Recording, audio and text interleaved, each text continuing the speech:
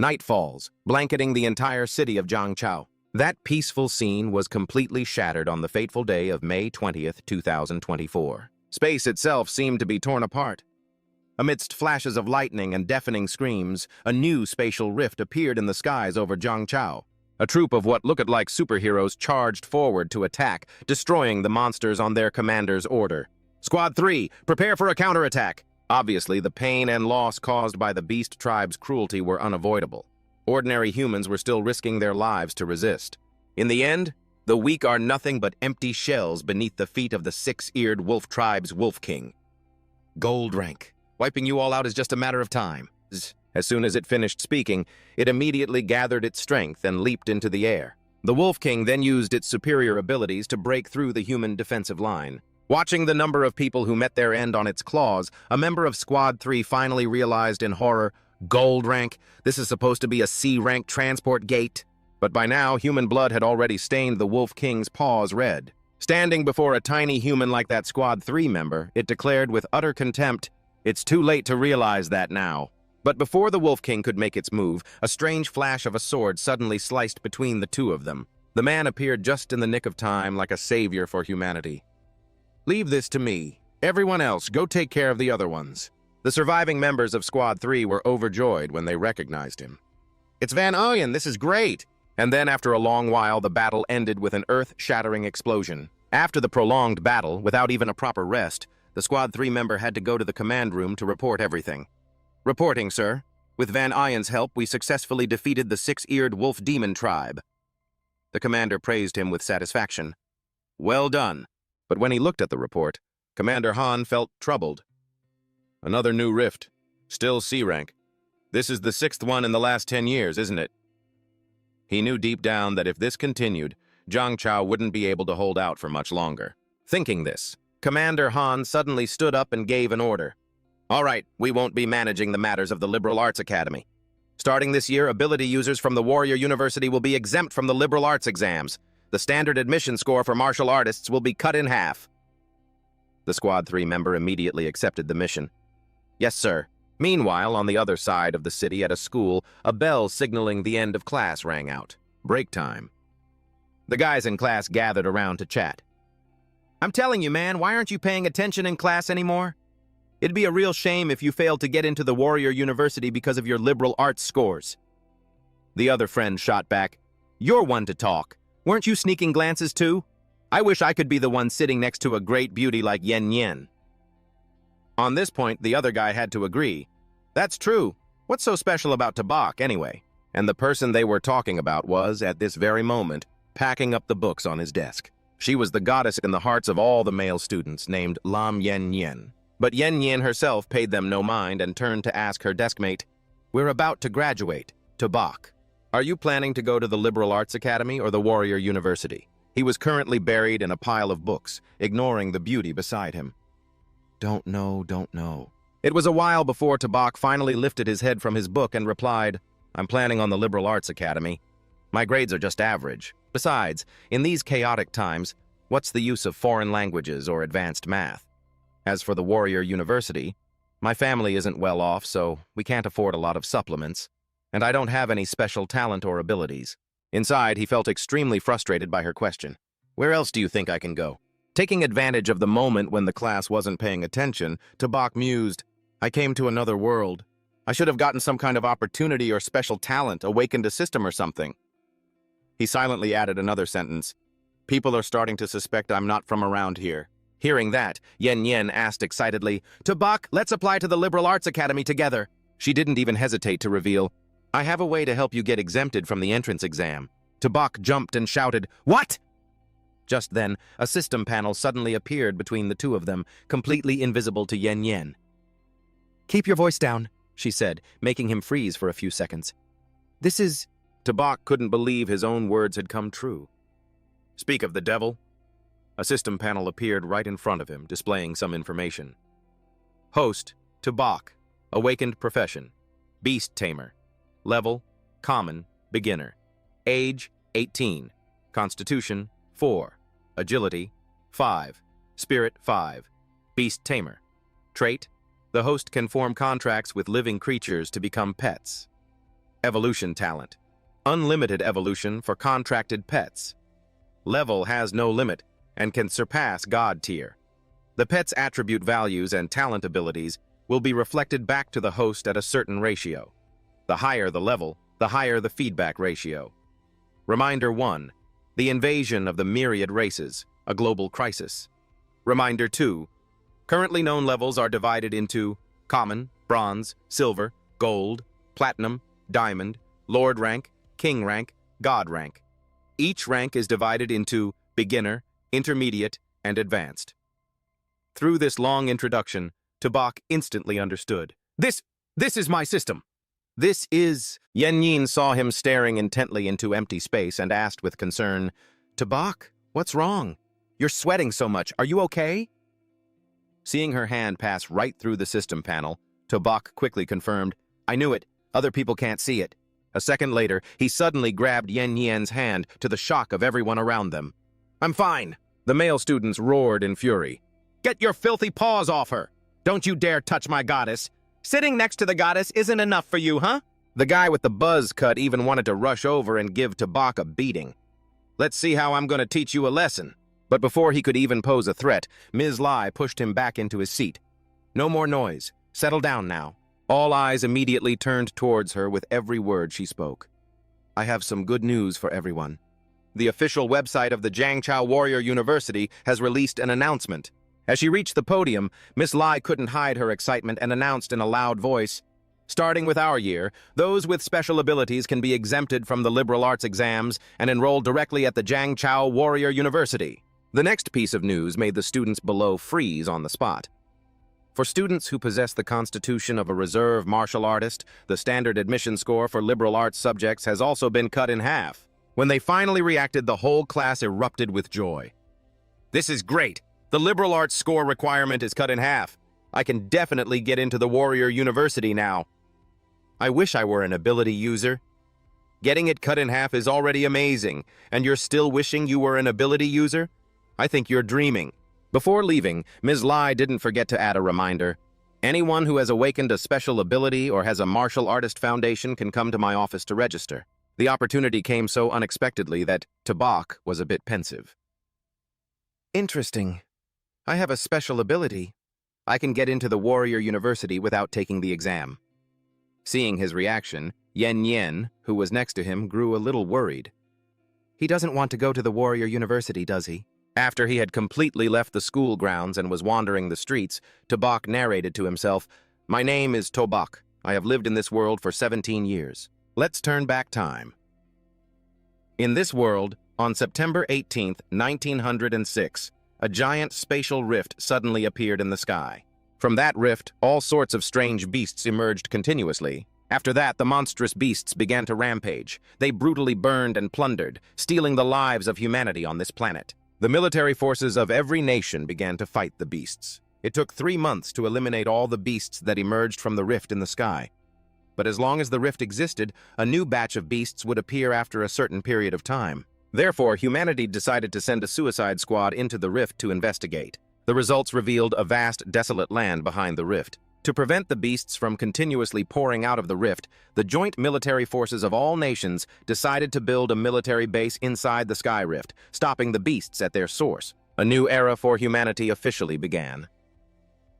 On March 6, 1907, a second rift appeared in the sky. On May 7, 1907, the third rift appeared. Then the fourth, the fifth. Over the next 100 years, the number of rifts grew and their frequency increased. To this day, they have appeared all over the globe, and the types of beasts behind each rift were different. Therefore, scientists named the battleground behind the sky rifts, the myriad races battlefield. But at the same time, the spiritual energy on Earth began to recover. Humanity gradually awakened to martial arts and special abilities. As the battles intensified, firearms often failed on the battlefield. The power of those with special abilities grew stronger and stronger until they finally replaced the dominance of firearms. The history lessons Subai had been taught let him know that the war between humanity and the myriad races was still ongoing. From the reforms at the Zhangzhou Martial Arts Academy, he could tell the situation in Zhangzhou had become quite dangerous. That was also why Subai was quite happy to have suddenly received the system. All right. Now that I've activated the system, I have to keep my family safe in these chaotic times. To increase my strength, the fastest way is through the military-backed martial arts academies everywhere. Standing in front of the pet shop, Subai felt like this was his new beginning. Luckily, I have the beast taming ability now. If I find a pet, I can get an exam exemption. First step, I have to get into a martial arts academy. Although his determination was strong, it all depended on his bank balance. For the martial arts academy, I'll give it my all. I hope the more than 2,000 I've saved up over the last 10+ years can help me. As he walked into the store, Subai suddenly felt a vague sense of unease. I remember the system said it would automatically scan for things compatible with me. Why isn't there any reaction? While he was lost in thought, a store employee politely greeted him. "Welcome, sir. How can I help you?" Subai was snapped out of his daze and calmly introduced himself. "I am a beast tamer. What kind of pets do you have?" She immediately understood and quickly pointed to one side, saying, "Look over there." The beast shop employee slowly introduced. "That black cat, normal price, has the bloodline of a nether cat. It can easily reach silver tier. The price is 36,000 yuan. Subai immediately cried out internally, "So expensive." Since she couldn't hear his inner thoughts, she cheerfully pointed to the next animal. "That 4-eared dog isn't bad either. It has the bloodline of a 6-eared demon wolf. The price is only 33,000 yuan. The prices kept going up, but the store employee patiently pointed out each one.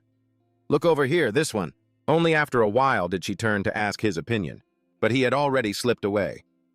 "So which one do you think is good?" "Hey, where'd he go?" With prices so high for a student, Subai had no choice but to give up this time. Unbelievable. What a ripoff. Just a hint of a demon beast's bloodline and the price is that high? Speaking of which, where's my system? Why aren't there many suitable options? As soon as he got home, he tossed his backpack aside and announced, "I'm home." The moment he finished speaking, the system panel suddenly appeared in front of Subai, asking, "Suitable creature for novice taming detected, baby turtle. Do you wish to tame it? Tame/refuse." Its sudden appearance made him jump. The system finally reacted, "A baby turtle?" Subai quickly walked towards his fish tank and asked, "It couldn't be you, could it, little guy? Move a little. Is it the turtle Dad just got?" Looking at the little turtle flipped on its back, struggling helplessly, Subai instantly became dejected. "What kind of a newbie gift package is this? My first pet is a turtle and it's so small. What can this thing even do?" But after thinking it over, he finally decided to tame it as the system suggested. "Oh well, it's not like I can go to the battlefield to tame a demon beast right now anyway. I can just switch to a better one later." The very next second, a strange light suddenly shone upon Little Eight's body. Along with it, an information panel displayed by the system appeared before Subai. Tamed beast, baby turtle, level normal, beginner. Possesses a certain bloodline of the divine beast Zhuanwu with infinite growth potential and will eventually slay gods. Physique, 1. Defense, 3. Spirit, 1. Speed, 1. Ability, defensive turtle shell. Evolution. Method, eat. What Subai never expected was to see the words Zhuanwu bloodline, infinite growth potential, and will eventually slay gods on a turtle. He joyfully lifted Little Eight and cheered, "Now that's more like it. This Zhuanwu bloodline must be incredibly valuable, right? I'm not trading it. No matter what, I'm never trading it." But his celebration was cut short by Su Xiaomei, Subai's younger sister, who shouted, "What are you doing to Little Eight? That's Dad's precious pet!" Seeing her charge over aggressively, Subai quickly explained, "I didn't do anything." But he wasn't paying attention, and Little Eight slipped from his grasp and jumped into a bag of food. "Food! I'm starving!" Seeing it devour the food in the bag like a starved tiger, Subai exclaimed in shock, "What kind of an appetite is that?"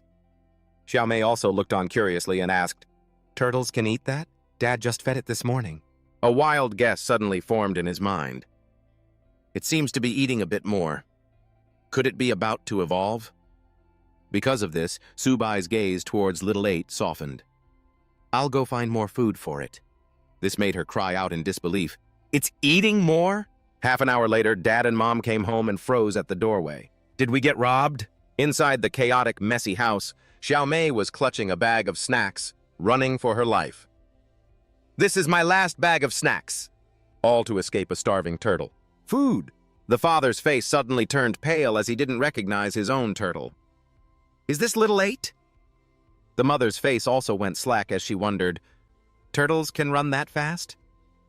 Subai had to come out awkwardly to explain, "Mom, Dad, listen to me." But when he looked at the battlefield before him, he couldn't manage to say a complete sentence, falling silent amidst his messy thoughts. Forget it. Mom and Dad have worked hard enough. I shouldn't tell them that Little 8 is a bottomless pit. I'll figure out a way to solve this myself first. On the other side, Little 8 had snatched the food, much to Xiao Mei's anger. "You little pest!" The next second, the phantom of Xuanwu suddenly emanated from its body, shocking Subai so much that he shot to his feet. It must be full from all that eating. Is the Xuanwu bloodline about to erupt? The next day, Subai returned to the beast shop alone. Little 8's explosive phantom only appeared for a moment, then vanished. The Xuanwu bloodline still hasn't awakened, and now it's eating even more. That's why I came here. The beast shop employee recognized him as soon as she saw him and politely greeted him. "Hello, you're back again. Have you decided what you need?" Subai calmly walked up to her and replied, "I'm not buying anything this time." Only when they were close did he lean in and whisper, "I have some beast blood. Do you guys buy it?" But the beast shop employee couldn't help but shout, "You really have beast blood?" This immediately caught the attention of the shop owner. "Wait a moment." He approached and waved his hand, ordering, "Go on, get back to work." She obediently bowed her head and complied. "Yes, boss." When only the two of them were left, the shop owner cheerfully invited Subai. "Young man, come over here and have a seat. Let's talk. I hear you have some beast blood. Could you let me see the quality first?" He agreed without a moment's hesitation. Sure.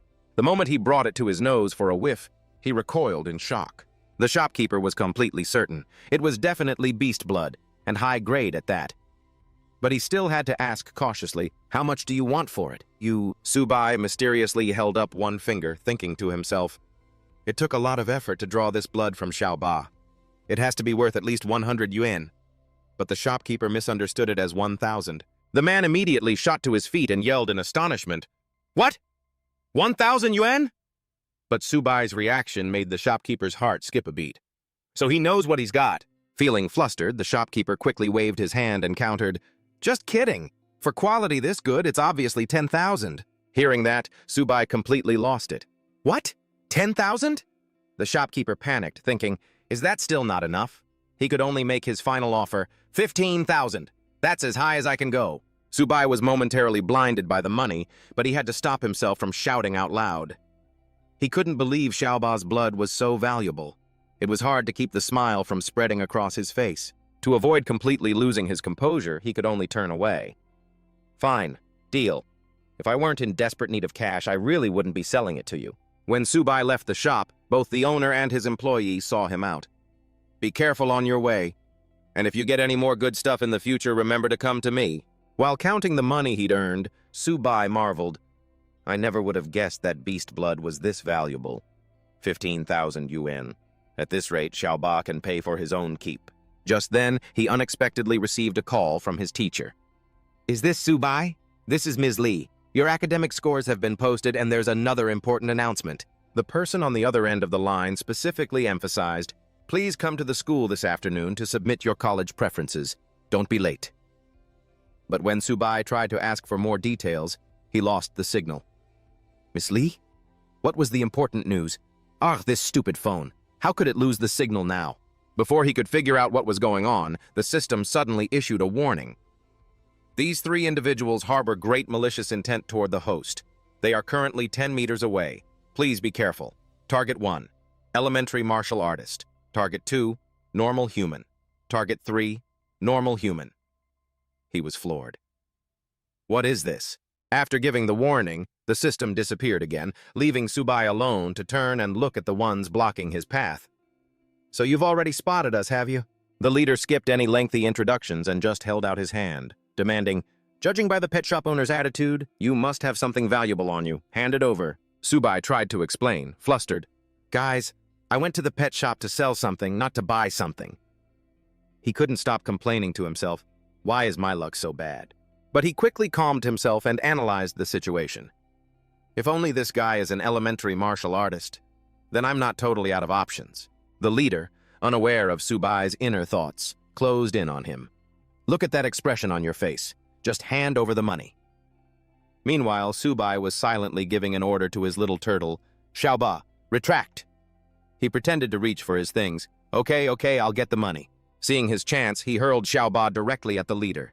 Here! He had to quickly raise his club to block the impact from the turtle's shell.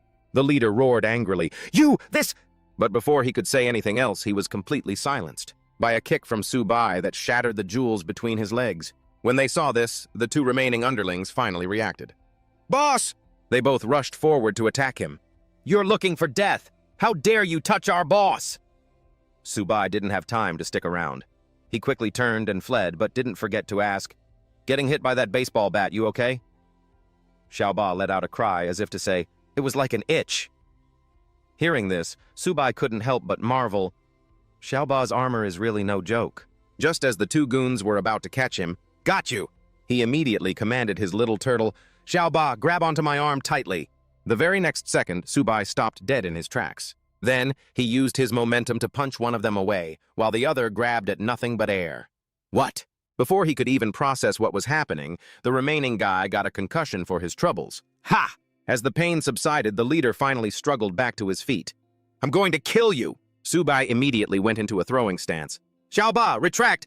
Then he hurled Xiaoba right into the leader's face. This knockout blow sent him directly into unconsciousness. Once everything was taken care of, Subai gathered his belongings and said, "You shouldn't have messed with me.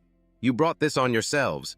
When he turned to look back, he was surprised to find Xiaoba searching for something on the leader's body. Unexpectedly, it pulled out a bottle of vitality elixir and started drinking it, to Subai's complete shock. "What are you eating, little guy? Did you find something good?" Xiaoba had only taken a few gulps before the bottle was snatched away. After looking it over, he immediately recognized it. "This is a vitality elixir. My God, one of these bottles costs tens of thousands." The next second, its entire body was suddenly enveloped in a green aura, making Subai frantic. "It takes a martial artist a month to absorb that amount. You drank it all at once? Can you even digest that?"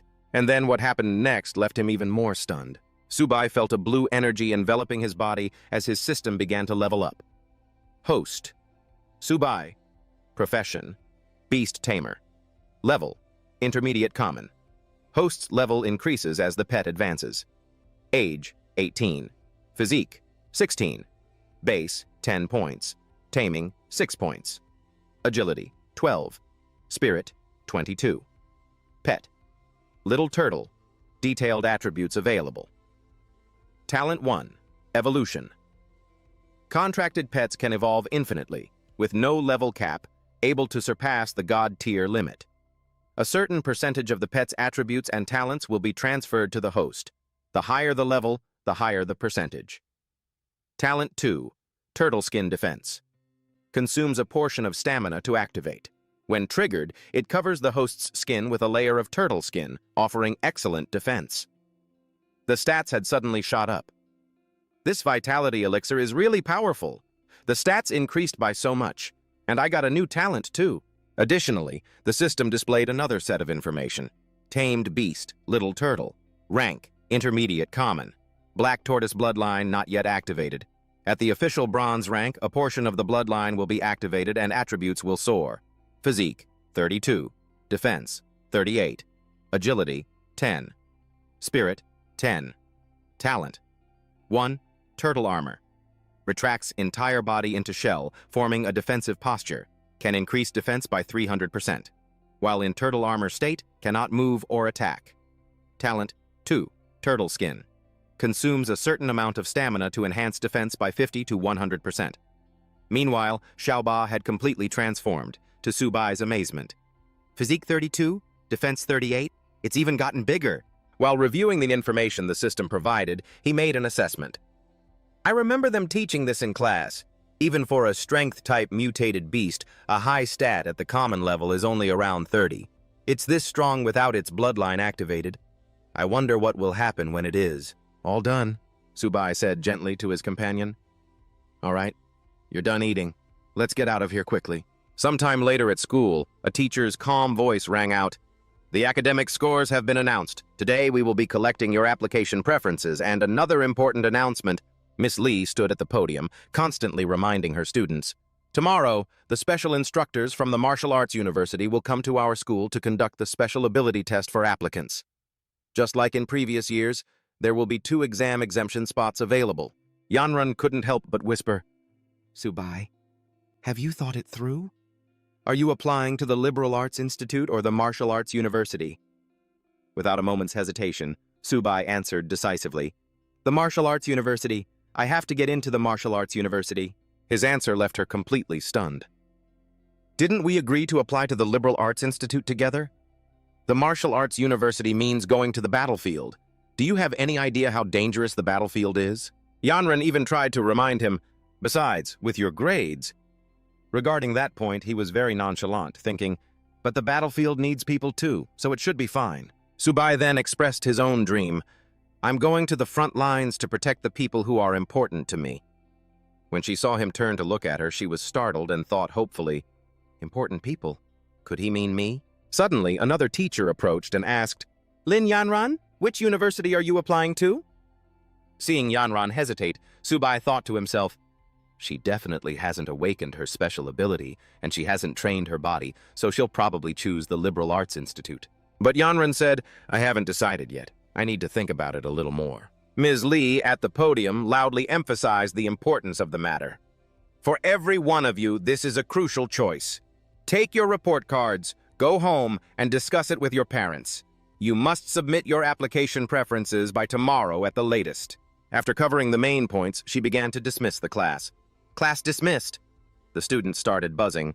"Yes, ma'am." After returning home, it was time to take off her restrictive underwear and to sink into a warm bath strewn with flower petals. As Yanran enjoyed the life of a rich young lady, she picked up her phone and called, "Subai." She shyly revealed the news to her crush. "I've decided to go to the Martial Arts University too, and I have a surprise for you." Subai, on the other end, was cleaning turtle poop but still took a few minutes to answer the phone. "You've got to be kidding me. You're applying to the Martial Arts University?" Knowing he didn't believe her, Yanran on the other end wanted to reveal something. "I've made up my mind. Also," just then, the sight of little Ba sneaking food caught his eye, so Subai didn't give her a chance to speak and cut her off directly. "Okay, I can't talk anymore. I've got something important to do." As soon as the call ended, Subai's roar echoed throughout the neighborhood. "Little Ba, you useless thing. All you do is eat and nothing else. Your poop, it stinks to high heaven." On stage one day, a teacher's introduction rang out. "Students, please give a warm welcome to Instructor Zhang Kai from the Martial Arts University, who is here to say a few words to everyone." Ms. Lee spoke as she stepped aside, yielding the stage to the guest. "He is an alumnus of our school and also a martial artist who graduated from here." As soon as Zhang Kai took control of the program, he began his speech. 1 year ago, 126 students from this school were accepted into the Martial Arts University. Today, 65 of them are still alive. 2 years ago, 98 were accepted. Today, 32 remain. Every piece of information he shared made the students in the audience hesitate. 3 years ago, 86 were accepted. Today, 11 are still alive. Students, I'm not telling you this to scare you, but to make you understand that getting into the Martial Arts University is not something to be proud of. But these words did nothing to affect the determination and passion shining in Subai's eyes. To him, it meant facing duty, responsibility, danger, and protecting his family and country. To conclude, Zhang Kai asked the students below in a powerful voice, "The Martial Arts University is a place that trains the strong. Do you want to become strong?" They all shouted in unison, "We do!" which pleased him greatly. "Good. I look forward to your performance in the exam." When the meeting ended, Ms. Lee unexpectedly brought Zhang Kai over to find him. "Subai." This left Subai bewildered. "Yes?" Seeing the person who had come to see him, he asked curiously, "Instructor Zhang, is something wrong?" Zhang Kai asked back, "You're Subai?" Although he didn't understand, Subai readily admitted, "Yes, I'm Subai." A second later, the man dropped a bombshell. "You've received direct admission into the Martial Arts University. Go there and get ready for the school term to begin." Subai, completely stunned, pointed to himself and asked, "What? I got direct admission?" Zhang Kai didn't say much, just urged him calmly, "That's right, Subai. There's a bus waiting for you at the school gate." The surrounding students who heard the news were a mix of admiration, envy, and disbelief. "Subai got direct admission. He must have some serious connections. I'm so jealous." A little while later, the bus carrying the directly admitted students finally stopped in front of the university gate. "Everyone, we've arrived at the Martial Arts University. Please get off the bus in an orderly fashion." Subai and the others, dazed, got off the bus with their luggage. So, this is the martial arts university? In the distance, an instructor was already waiting. Students, follow me.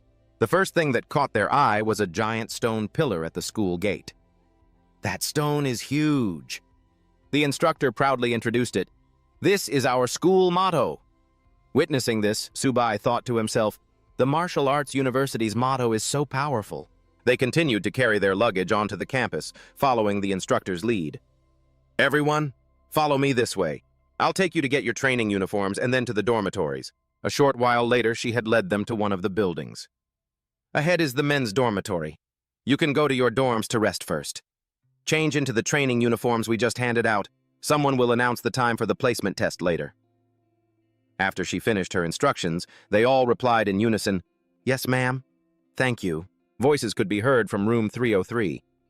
In the early stages of a martial artist's training, resources are the most important thing. And as it happened, this was also Subai's room. This is the place. Jiakong was currently bragging to his roommates, Recently, my father acquired a few drops of very rare mutant beast blood in Jade Mountain. Then, he had a medicine grandmaster craft them into 3 vials of top-quality body-cleansing potion. This stuff is truly rare. Jatun looked at the vial in his hand with awe. Is this really the color of mutant beast blood? I've never seen it before. Xiang'an, standing beside them, couldn't help but sigh. My family has bought blood chi powder before, but this is the first time I've ever seen such rare mutant beast blood. While they were still discussing the rare blood vial, Subai cheerfully walked in. Hey guys, I'm Subai. I'm also in dorm 303. Seeing the new roommate arrive, Jiakong set the matter aside and said, You're Subai? Well, our dorm room is full now. My name is Han Jiakong. He also casually introduced another person. This is Tao Jiatun. While Xiang'an introduced himself, I'm Fan Xiang'an. Subai politely greeted them once more. Nice to meet you all. Jiatun enthusiastically brought the topic back for everyone to chat about. Don't be a stranger. From now on, we're all brothers in this dorm. Subai, you should come check out the rare mutant beast blood that Han Jiakong's dad bought. Hearing this, Jiakong became even more animated. My dad had a lot of people searching all over the country for it. He couldn't help but sigh. They finally found it in Jade Mountain, but unfortunately, there were only 3 drops. As soon as Subai heard that, he immediately realized, Jade Mountain, 3 drops. That's the stuff I sold. So he pretended to ask casually, rare mutant beast blood like that must be incredibly valuable, right? When Jiakong heard this, he became even more smug and revealed, it wasn't that expensive. Each drop of rare mutant beast blood was only a little over 30,000. The 3 drops totaled less than 100,000. It was small change. Subai realized he had been tricked, but could only swallow his anger. That cunning old fox. I only sold it for 30,000 and he resold it for nearly 100,000. That damn middleman. While they were talking, a commotion suddenly erupted downstairs, drawing the attention of the entire room. Hey, look! There's an absolutely beautiful girl below our dorm. I'm definitely voting for her in the campus bell election this year. They bluntly assessed her. That figure, those long legs, she's my goddess. The dorm manager was also surprised to see her. This is the men's dormitory. Who are you looking for? Jiatun could only stand by the window and admire the beauty. So beautiful. The martial arts university is really something else. She has to be the campus belle. Jiakong immediately agreed. You said it. Xiang'an, however, was curious. I wonder who this beautiful girl is here to see. He got his answer immediately when Yanran revealed with a bright smile, Ma'am, I'm looking for Subai. Hearing the name, the dorm manager looked up and shouted, Subai! Who's Subai? Get down here! There's a beautiful girl here looking for you! The 3 roommates turned in shock to look at the newcomer, Tabak. But Tabak, having heard his name, had already started to leave, saying, I'll go down first. As soon as he left, the 3 of them put on judgmental expressions. The campus beauty came looking for Tabak? No way, how can that be? Our brother, Tabak, not bad. The moment Yen Yin saw her crush appear, she praised him aloud. Tabak, you look quite imposing in that training uniform. Tabak didn't pay it much mind, just smiled faintly and asked, Oh, really? A second later, she personally adjusted the clothes he was wearing. This looks even more handsome. The intimate gesture stunned Tabak for a moment. Jiakong shouted in frustration, The campus beauty is even fixing Tabak's collar. The guys in the next room started throwing trash down below, yelling, "Who is this Tobok? Don't touch my goddess!" Huang'an gritted his teeth when he saw, "It looks like their hands just touched." Yen Yin paid no attention to this, asking worriedly, "Oh, right, Tobok, about the direct admission to the school. You're not mad, are you?" Tobok knew what she wanted to say and calmly replied, "No, but I was planning on taking the exam myself." He even gently patted Yen Yin's head to comfort her. "But you were just doing it for my own good. Anyway, thank you." Hearing that, she pouted a little. "What are you thanking me for? I thought you'd be angry." Tobok immediately refuted. "How could I be?" With everything settled, Yen Yin happily stuffed a bag she had prepared into his hand and said, "Oh, right, the entrance exam is the day after tomorrow. Here's some cultivation medicine I prepared for you." Tobok flusteredly tried to refuse. "You've already helped me enough. You should keep it for yourself." After handing him the items, she immediately ran off so he wouldn't have a chance to return them. "Tobok, I'm heading off. See you tomorrow." This left Tobok speechless. This girl. Meanwhile, the guys in the dormitory were starting to go crazy. "Who the hell is this kid? Did he just stroke her hair just now? Investigate who this punk is. How dare he steal my goddess?" The moment he entered the room, Jia Tuan sidled up to ask, "Brother To, you and that girl just now?" But before he could finish, Jia Kang interrupted. "Brother To, come sit over here." Tobok, however, had no idea what was going on. "Huh? Why are you calling me brother?" Their pulling and tugging left him utterly bewildered. "Goddess? What goddess?" One of them massaged Tobok's hand while saying, "You're too modest. The girl downstairs just now." Hearing that, Tobok understood who they were talking about. "My high school classmate." Jia Kang quickly seized on this information and started pushing. "Brother To, we're brothers in the same dorm. With a connection to the goddess like that, asking her to introduce some of her friends to us brothers shouldn't be a problem, right?" He was put into an awkward position. Well, he even took it upon himself to decide. "How about this, Brother To? Since it's the first time we brothers have met in the dorm, we'll arrange for a place to have dinner later. We can eat and chat." Then, without giving Tobok a chance to speak, they just left. "It's settled then, let's go." "All right, you just rest up. We'll go make the arrangements." This left him unsure of what to say. But Tobok quickly put the matter out of his mind. He walked over to his bag and took Tubot out of his luggage. "These brothers are pretty interesting. Right, let's go out and get some fresh air." Before leaving, he took the chance to check the items from the bag Yen Yin gave him. It was blood key powder. "Tubot, you're in for a treat again." Tobok's expression suddenly became unusually sinister. He slowly turned his head to look at his little turtle and reminded it, "Tubot, after you finish this blood key powder, you know what you have to do, right?" That same evening, at a certain restaurant where the forced gathering was taking place, a high-end restaurant like this, it couldn't have been easy. Isn't this a bit much? "Brother To, tonight, all you need to do is eat and drink your fill. I'll take care of everything else." Jia Kang was the first to raise his glass for a toast. Coming to study at Vodai and being able to befriend brothers, especially someone like Brother To, I, Han Jia Kang, feel very fortunate. I'll toast to that. The other two happily chimed in, "Us too, let's drink." Seeing this, Tobok became even more jovial. Sit down, sit down. Since we're going to be roommates in the future, don't be so formal." Knowing what they wanted to ask for, he cut straight to the chase. "Lam Yen Yen and I were high school friends. Getting her to introduce you to some of her friends probably won't be a problem. We'll talk about that later. Jia Kang, right now, there's something I might need your help with." Jia Kang replied curiously, "Brother To, just say the word." As he spoke, Tobok placed the vial of Tubot's blood chi on the table and said, "It's nothing major. I just have a bit of blood from a rare beast and wanted to ask for your help." Jia Tun recognized it at a glance. "Jia Kang? Brother To's beast blood is a higher grade than the one you had before." With his worldly eyes, he immediately determined, "This beast blood. It's definitely a level I've never seen before." Jia Kang excitedly stood up and dialed a number. "Brother To, your beast blood is truly too rare. I'm afraid I might misjudge it. I'm going to call my father right now to have him give an appraisal." Tobok sat calmly to the side and said, "All right, don't rush. You make the call first, then we'll eat." He happily agreed. The moment Jia Kang's father answered the phone, he launched into a long lecture. "Xiao Kang, out of money again? I sent you to Vodai to work hard and become a strong man, not to fool around and waste your life away all day. This made it hard for him to get a word in.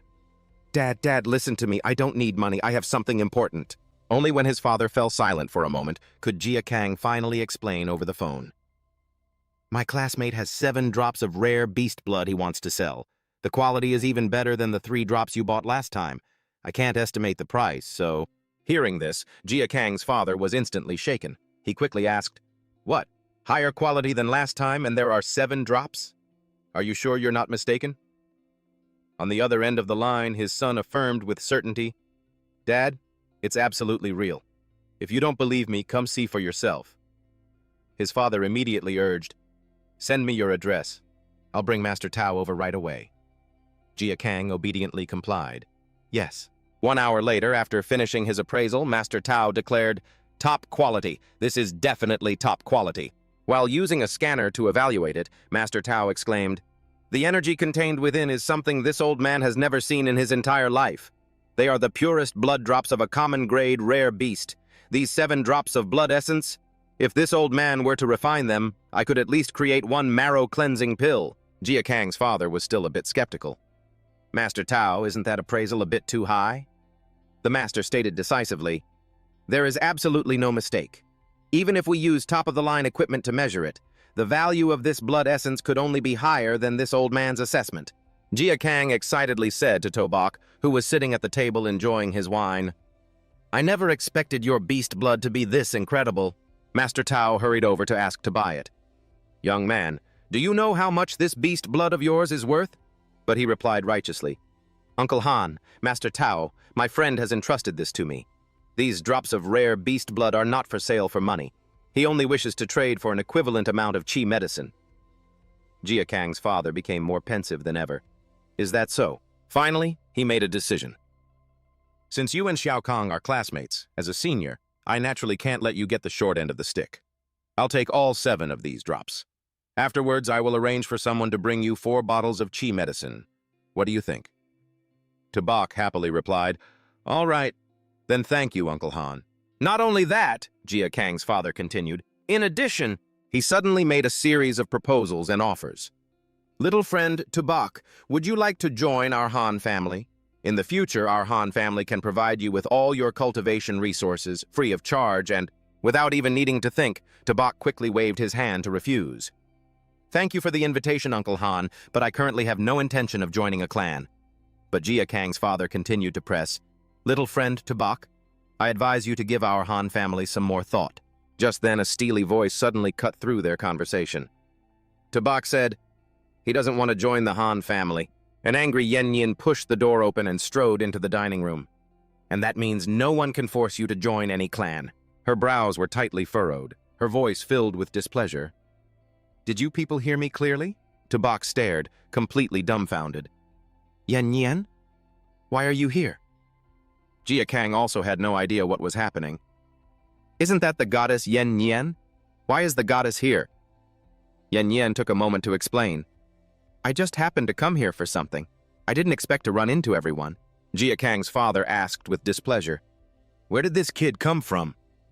Master Tao leaned in and whispered into his ear. Family head, this girl. Her identity left Jia Kang's father completely stunned. What? Once Yen Yin's identity was confirmed, Uncle Han changed his attitude almost without hesitation.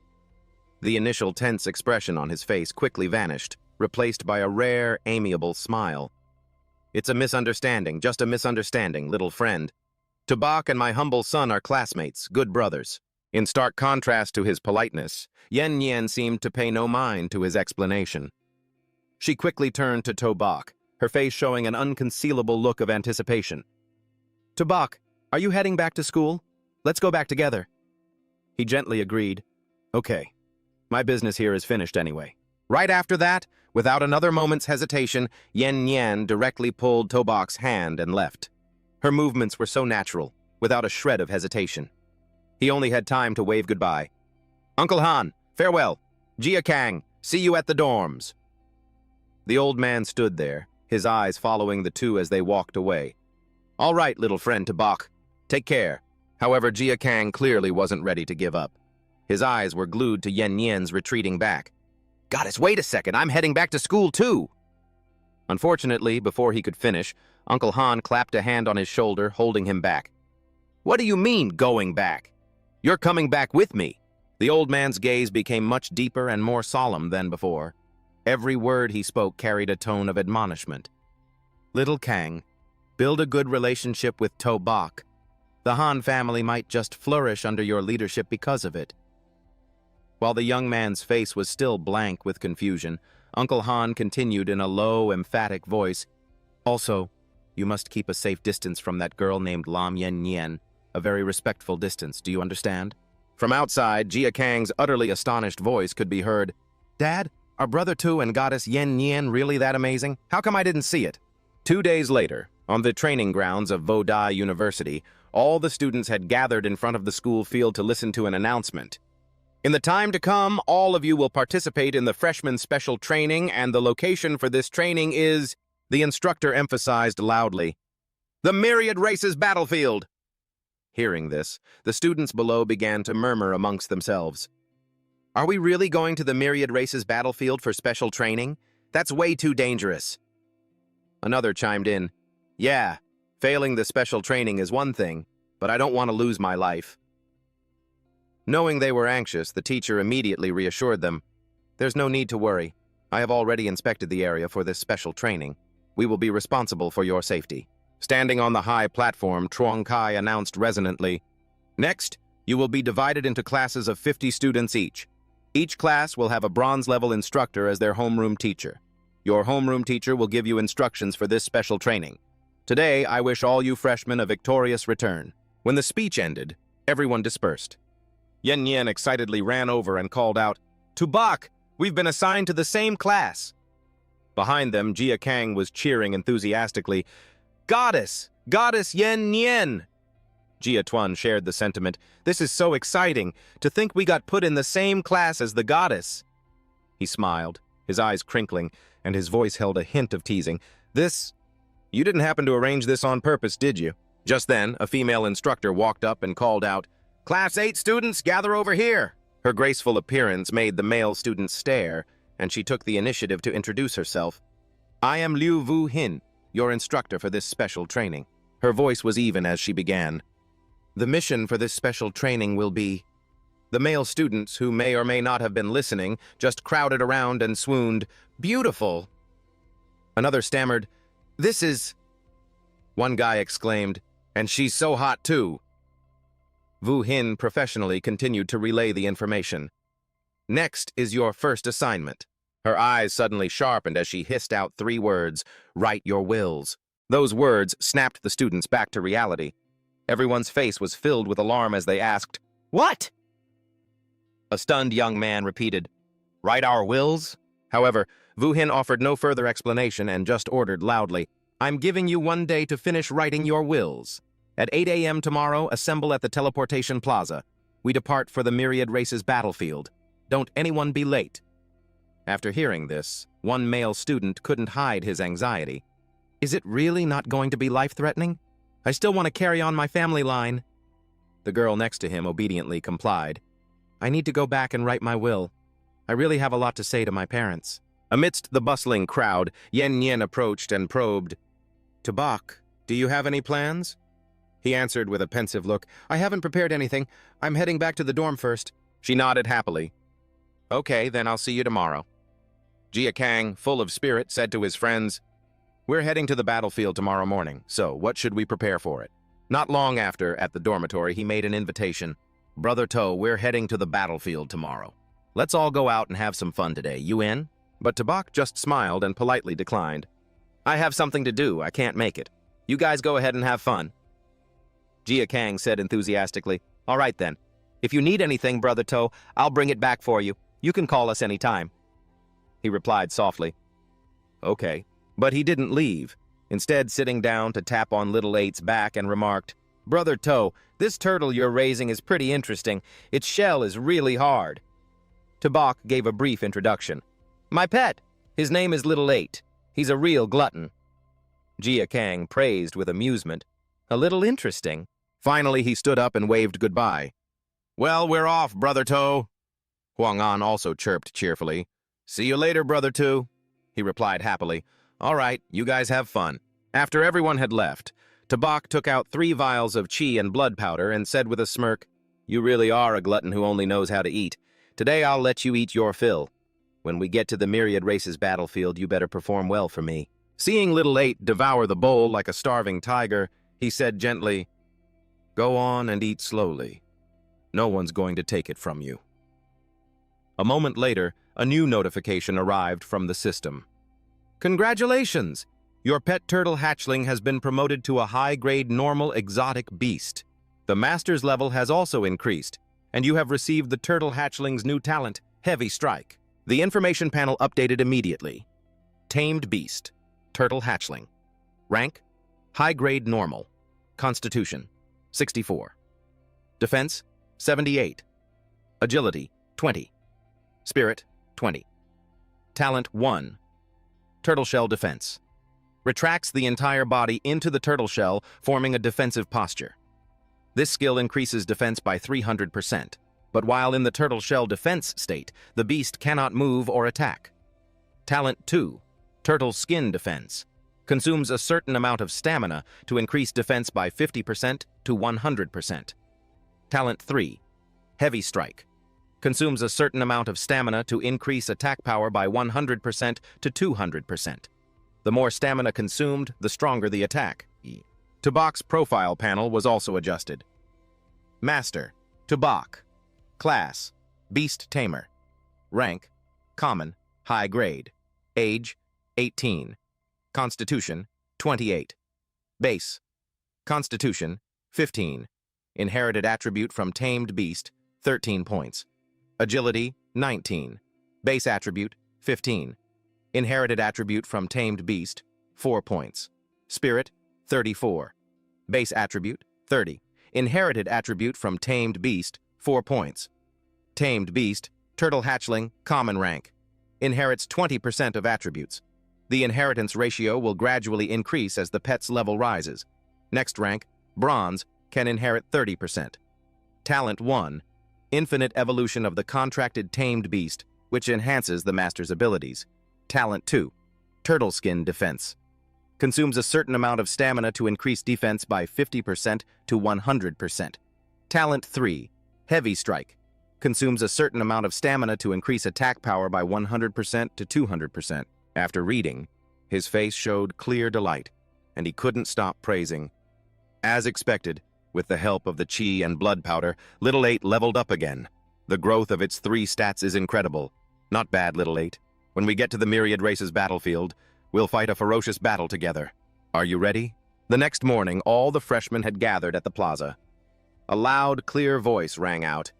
Reporting to the instructor, the trainees are assembled and ready to charge into the battlefield at any time. This person, already wearing a helmet, saluted and spoke decisively, awaiting your orders.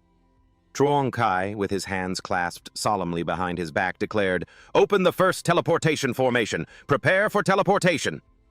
The man immediately obeyed. Yes, sir. After that, the students lined up to step through the gate one by one. Jia Kang marveled from a distance. A teleportation gate this big. You'd only see something like this at Vodai. Yen Yin gently touched Tabak's shoulder, her eyes filled with worry as she reminded him, Tabak, once we get to the Myriad Races battlefield, you absolutely have to be careful. He turned, a confident smirk on his lips as he replied, Don't worry, we'll definitely complete the mission smoothly. Her clear voice encouraged him, Good luck! At the moment of crossing, Wu Hin stood behind, guiding the students. Relax your entire body. Prepare for teleportation. Tabak replied on their behalf, Understood. A while later, everyone was a mix of excitement and bewilderment as they stepped into the new space. Jia Kang sounded thrilled. So this is the inside of the military base on the Myriad Races battlefield? The place looked incredibly grand, with lots of advanced equipment. A voice confirmed, It really is. We've actually been teleported here. The male students continued to joke around. This is insane. Seeing the students gathering and chattering endlessly, the atmosphere gradually became chaotic. At that moment, a hoarse voice carrying palpable killing intent suddenly boomed, All of you, shut the hell up! Seeing this, Wu Hin stepped forward to diffuse the unnecessary tension. "Deputy Commander Leap Dao, you flatter us. They're all just greenhorns who've never seen anything like this before." Leap Dao, his face covered in scars that gave him the air of an old-school gangster, stepped forward. His eyes were cold as ice, and his tall, imposing figure moved with authority as he introduced himself. "I am the Deputy Commander of Military Base F-269. You can call me Deputy Commander or Commanding Officer. Here, I don't care if you're trainees or instructors. Once you're on my turf, you follow my orders." As soon as he finished speaking, he immediately growled a question, his voice echoing across the field. "Is that clear?" She and all the students answered in unison, "Yes, sir." After a short pause, Lai Dao continued speaking, his tone carrying a hint of coldness. "Your luck isn't so bad today. My team just finished a battle." Down below, Jia Gang frowned and muttered in discontent, "Isn't he just a vice captain? What's so special about him?" Su Bai calmly explained, looking at the scars on his face. "He's definitely an officer with a wealth of experience." Lai Dao didn't give them any more time to chat, quickly assigning their task in a stern voice. "Your first mission is to clean up the battlefield. While you're at it, eliminate any remaining nether cats. This is a suitable training mission for rookies like you who have just entered the battlefield." At this point, he didn't forget to reveal the most important part. For every nether cat you eliminate, you'll receive military merit points. You can go to the logistics department and exchange those merit points for blood chi powder and various levels of stamina potions to help you grow stronger. The moment he said that, Jia Tun couldn't help but clench his fists, his eyes burning with excitement. So it's true. High risk comes with high reward. A pleased smile spread across his face too. So, military merits can be exchanged for potions. No wonder so many people risk their lives to come to the 10,000 races battlefield. As if he had long seen through the thoughts of these freshmen, Li Dao let out a faint smile, his voice tinged with ridicule. "You kids, I can tell you're all itching to get started. Fine, we move out immediately. Follow me." The students immediately roared an enthusiastic reply, their voices resounding, "Understood." In his heart, Su Bai was also silently cheering. "I need to rack up a lot of merit points to exchange for some potions. Little Ada's in for a treat this time." A while later, he led the group of students away from the training ground, walking slowly towards the medical area deep within the camp. As they walked, he introduced it coldly. "These patients are all straight from the battlefield." A man who had lost both his legs was clutching his head and moaning, "Damn it!" The woman with the severed arm next to him was writhing and screaming, "It hurts so much." The gruesome scene made many students' faces turn pale. Jia Tun swallowed nervously, his voice filled with a mix of horror and disbelief. Were they all injured by nether cats? Jia Gang suddenly felt a chill run down his spine. No way! Aren't nether cats supposed to be the lowest level monsters? How can they be this terrifying? In the crowd, a female student finally couldn't take the pressure anymore and screamed in terror, "If even the lowest level nether cats are this dangerous, will I even make it back home alive?" Wu Xin frowned at the sight and immediately scolded her, her strict voice leaving no room for argument. "Quiet down. What do you think the 10,000 races battlefield is? Once you enrolled in a martial arts university, you should have been prepared to face danger at all times." To one side, Yanran's face was etched with anxiety as she instructed him carefully. "Subai, when we get to the battlefield, you have to stay by my side. I don't want anything to happen to you." In her heart, she thought, "It seems we must always be on guard on the 10,000 races battlefield." Hearing this, he nodded, his gaze becoming much more serious. "All right. You be careful too." Just then, a soldier's loud voice echoed down from the mezzanine floor above, "Report to the vice captain." "While on duty guarding the north gate of the camp today, we have eliminated 35 beasts that attacked the camp. Awaiting instructions." After hearing the report, Lai Dao gave the order without hesitation. "Good. Open the gate. Let these rookies see what the 10,000 races battlefield is really like." The soldier immediately responded with a powerful voice, "Yes, Vice Captain." Immediately after, the massive camp gate slowly opened to the sound of a deep, majestic, and booming command, "Open the gates!" Wu Xin turned her head and seriously reminded the students behind her, "Vice Captain Lai Dao will be leading the team himself. This is a rare opportunity, so you must perform well." The students immediately responded in unison, their voices still trembling but orderly. "Understood."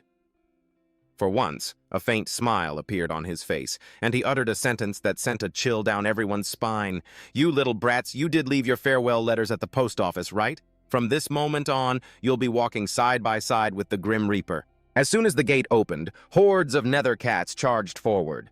Behind them, the cannons on the city walls boomed continuously, flashes of fire never ending. A student panicked. "Is this the battlefield?" Another said in a grim voice. "This is brutal." At that moment, a soldier fighting on the front line suddenly turned his head, as if he had noticed something unusual. He quickly ran over and asked with confusion, "Deputy Battalion Commander, why did you come here yourself?" Lai Dao answered brusquely, "Cut the crap. Dispatch one squad of soldiers. Follow me and protect this group of cadets." The soldier immediately complied. "Yes, sir." Immediately after, Wu Xin, holding a tablet, quickly gave orders to all the students, her decisive voice ringing out, "Everyone, listen up! We will now proceed to Military Zone F269. It's a forest where the beasts have already been cleared out. Your mission is to retrieve the beast cores from the bodies of the nether cats on the battlefield." The crowd stood in neat rows, listening as Lie Dao confirmed, "Are you rookies ready?" They all shouted in unison, "Ready!" In the distance, a commander waved his hand. "Move out." "Over here," the lead soldier instructed his comrades. "Assault squad, follow me. Provide protection for the entire journey." The same soldier from before spoke up to reassure her. "Instructor Liu, don't worry. Cleaning up the battlefield isn't dangerous. Having these new martial arts university students go out to kill enemies is basically suicide. We wouldn't have the heart for that. Still, why is the deputy battalion commander personally leading the protection detail?" Lai Dao answered with a scowl. "You talk too much, kid. Don't ask questions you shouldn't be asking." He quickly shut his mouth. "Understood." Wu Xin then spoke up gratefully. "Then we'll have to trouble Deputy Battalion Commander Li Dao for this trip." He affirmed seriously, "It's no trouble. These new students from the Martial Arts University are all future soldiers on the battlefield. Protecting them is also my duty." At the same time, in the imperial capital, the Supreme Military Command Center of the Dragon Kingdom, an urgent voice rang out, "Reporting to the Chief of Staff, an emergency situation." The other person quickly demanded, "Report." The subordinate nervously delivered the breaking news. The latest intelligence from the 10,000 races battlefield shows a large number of beasts breaching our country's defense line. Currently, more than 20 golden-ranked masters from the Nethercat tribe have joined the battle, launching successive attacks on military bases along the 12 southwestern border routes, such as D128 and D140. His expression grim, he issued a directive: immediately investigate the direction of the beast's advance. Relay orders to all military bases to strengthen their defenses. This is the time when new students enter the 10,000 races battlefield for training. They are the future of the Dragon Kingdom. There must be absolutely no mistakes. The subordinate acknowledged the order. Understood. Cutting back to Military Zone F269, Wu Xin urged loudly, "Clean up the battlefield. Be quick about it." Lai Dao's voice added, "Every extra minute we linger here, the more dangerous it becomes." Over here, Yan Ran's hand was holding up a fang as she enthusiastically revealed, "Su Bai, the fur, skin, blood, flesh, teeth, and claws of the nether cats are all materials that can be used to craft weapons and potions." He nodded in understanding. No wonder so many people want to come to this dangerous 10,000 races battlefield. Precious materials are everywhere. Little 8 is in for another treat. Meanwhile, Jiatun laughed with joy. "I got another beast core. I'm going to be rich this time." Next, as Subai operated his system panel, he calculated, if I collect a few more beast cores and go back to exchange them for some blood chi powder, Little 8 can level up again. But suddenly, it flashed a series of urgent alarms. "Warning! Area is desolate and quiet.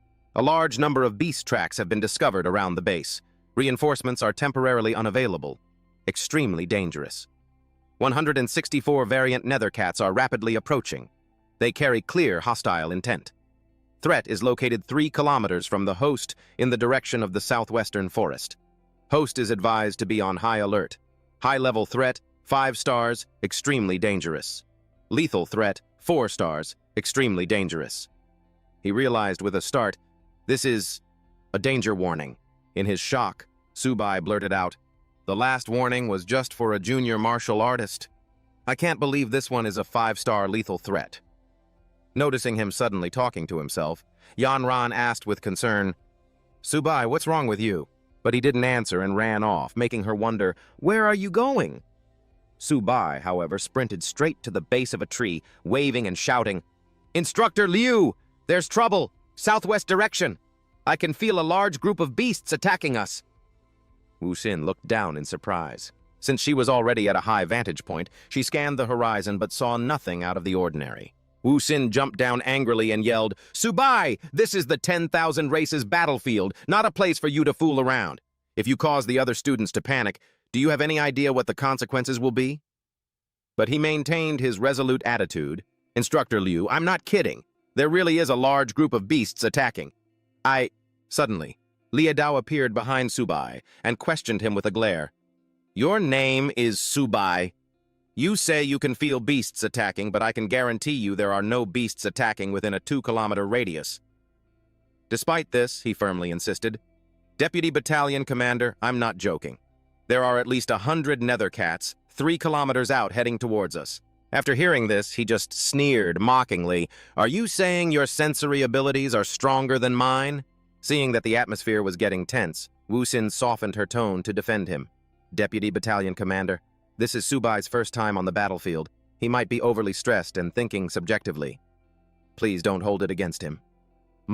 Just then, Yanran stepped forward to speak in his defense. "Before this is properly investigated, no one should jump to conclusions. I believe what Su Bai said."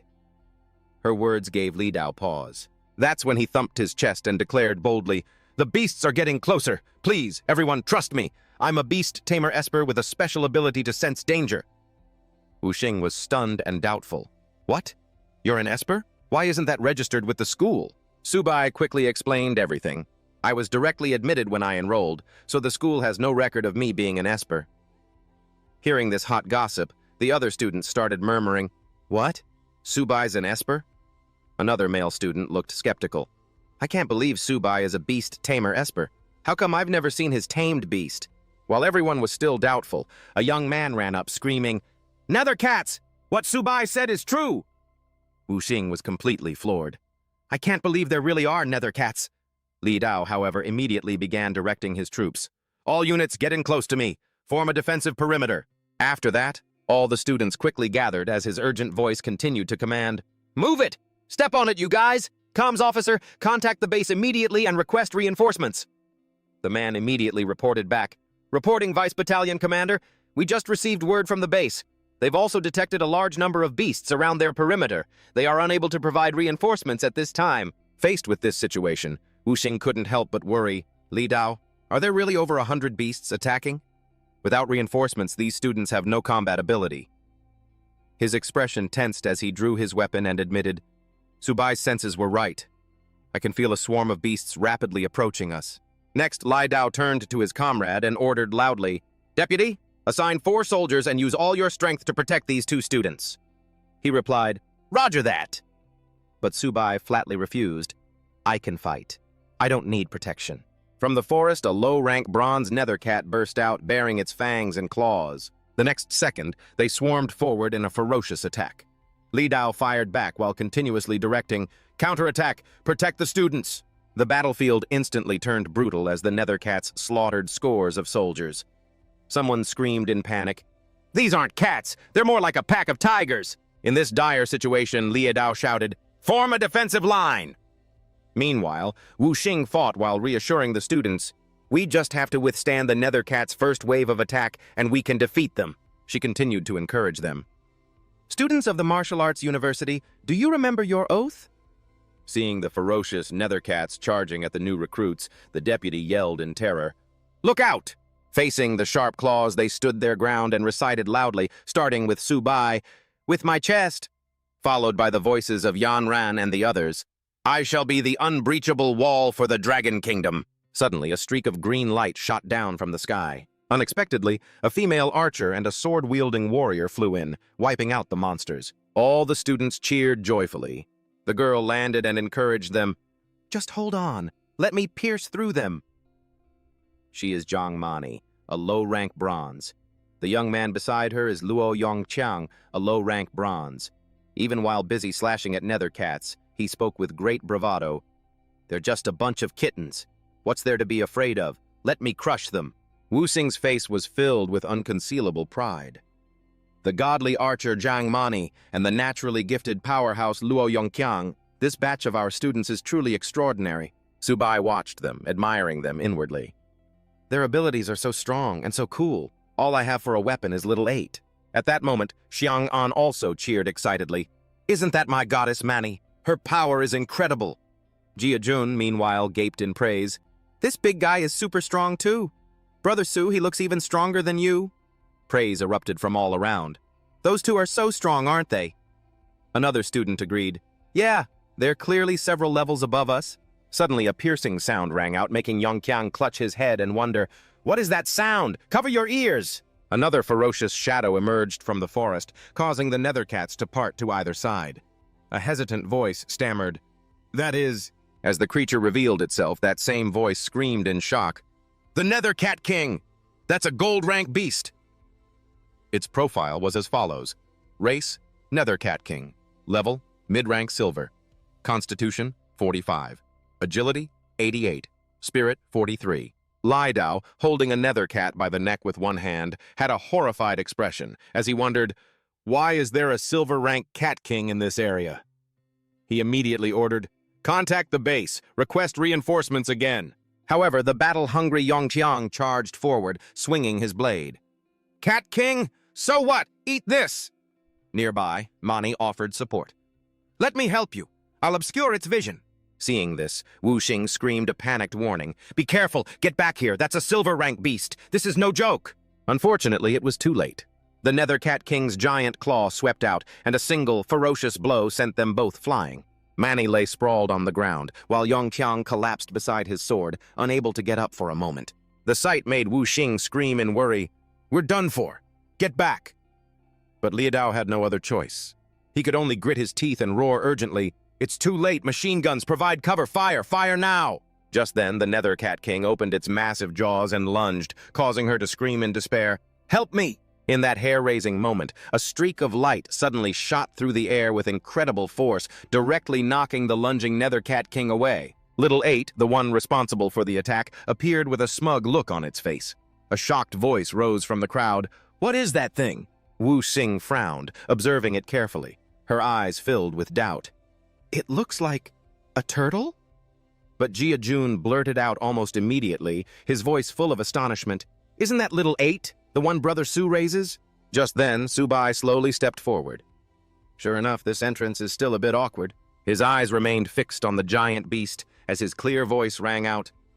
I am the beast to mare, Subai. Little 8 is my pet.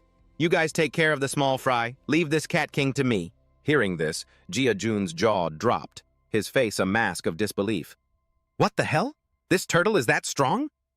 Xiang An, beside him, also raised an eyebrow, his eyes filled with shock. What was that? The Cat King got sent flying by a turtle? Yan Ran, in contrast, let out a soft sigh of relief, the corners of her lips curling into a knowing smile. Subai, is this the mount you've tamed? Immediately after, Subai pointed his hand forward, his voice steady. Little 8, let this stray cat have a taste of your power. It shot off like a cannonball to Mani's utter astonishment. Subai, how can that turtle run so fast? Is that even a turtle anymore? On the other side, Lai Dao wasn't idle either. While directing fire, he glanced over at Subai. I never expected Subai to have this kind of strength. Wu Xing, however, was intently watching the every move of the boy and his beast, her voice low with unconcealed amazement. I never expected it either. Subai is truly something else. After managing to compose herself, she took a deep breath and shouted, Students, Subai has the Cat King under control. Let's go, wipe out these nether cats. Hearing the command, the students roared in unison, their morale high. Kill them! I'll tear them to pieces!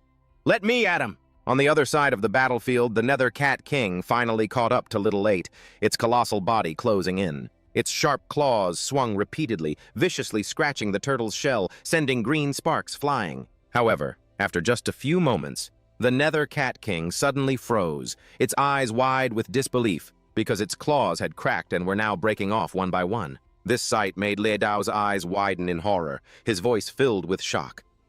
An ordinary-looking creature can block the silver claws of the Cat King. What kind of monstrous defense is this?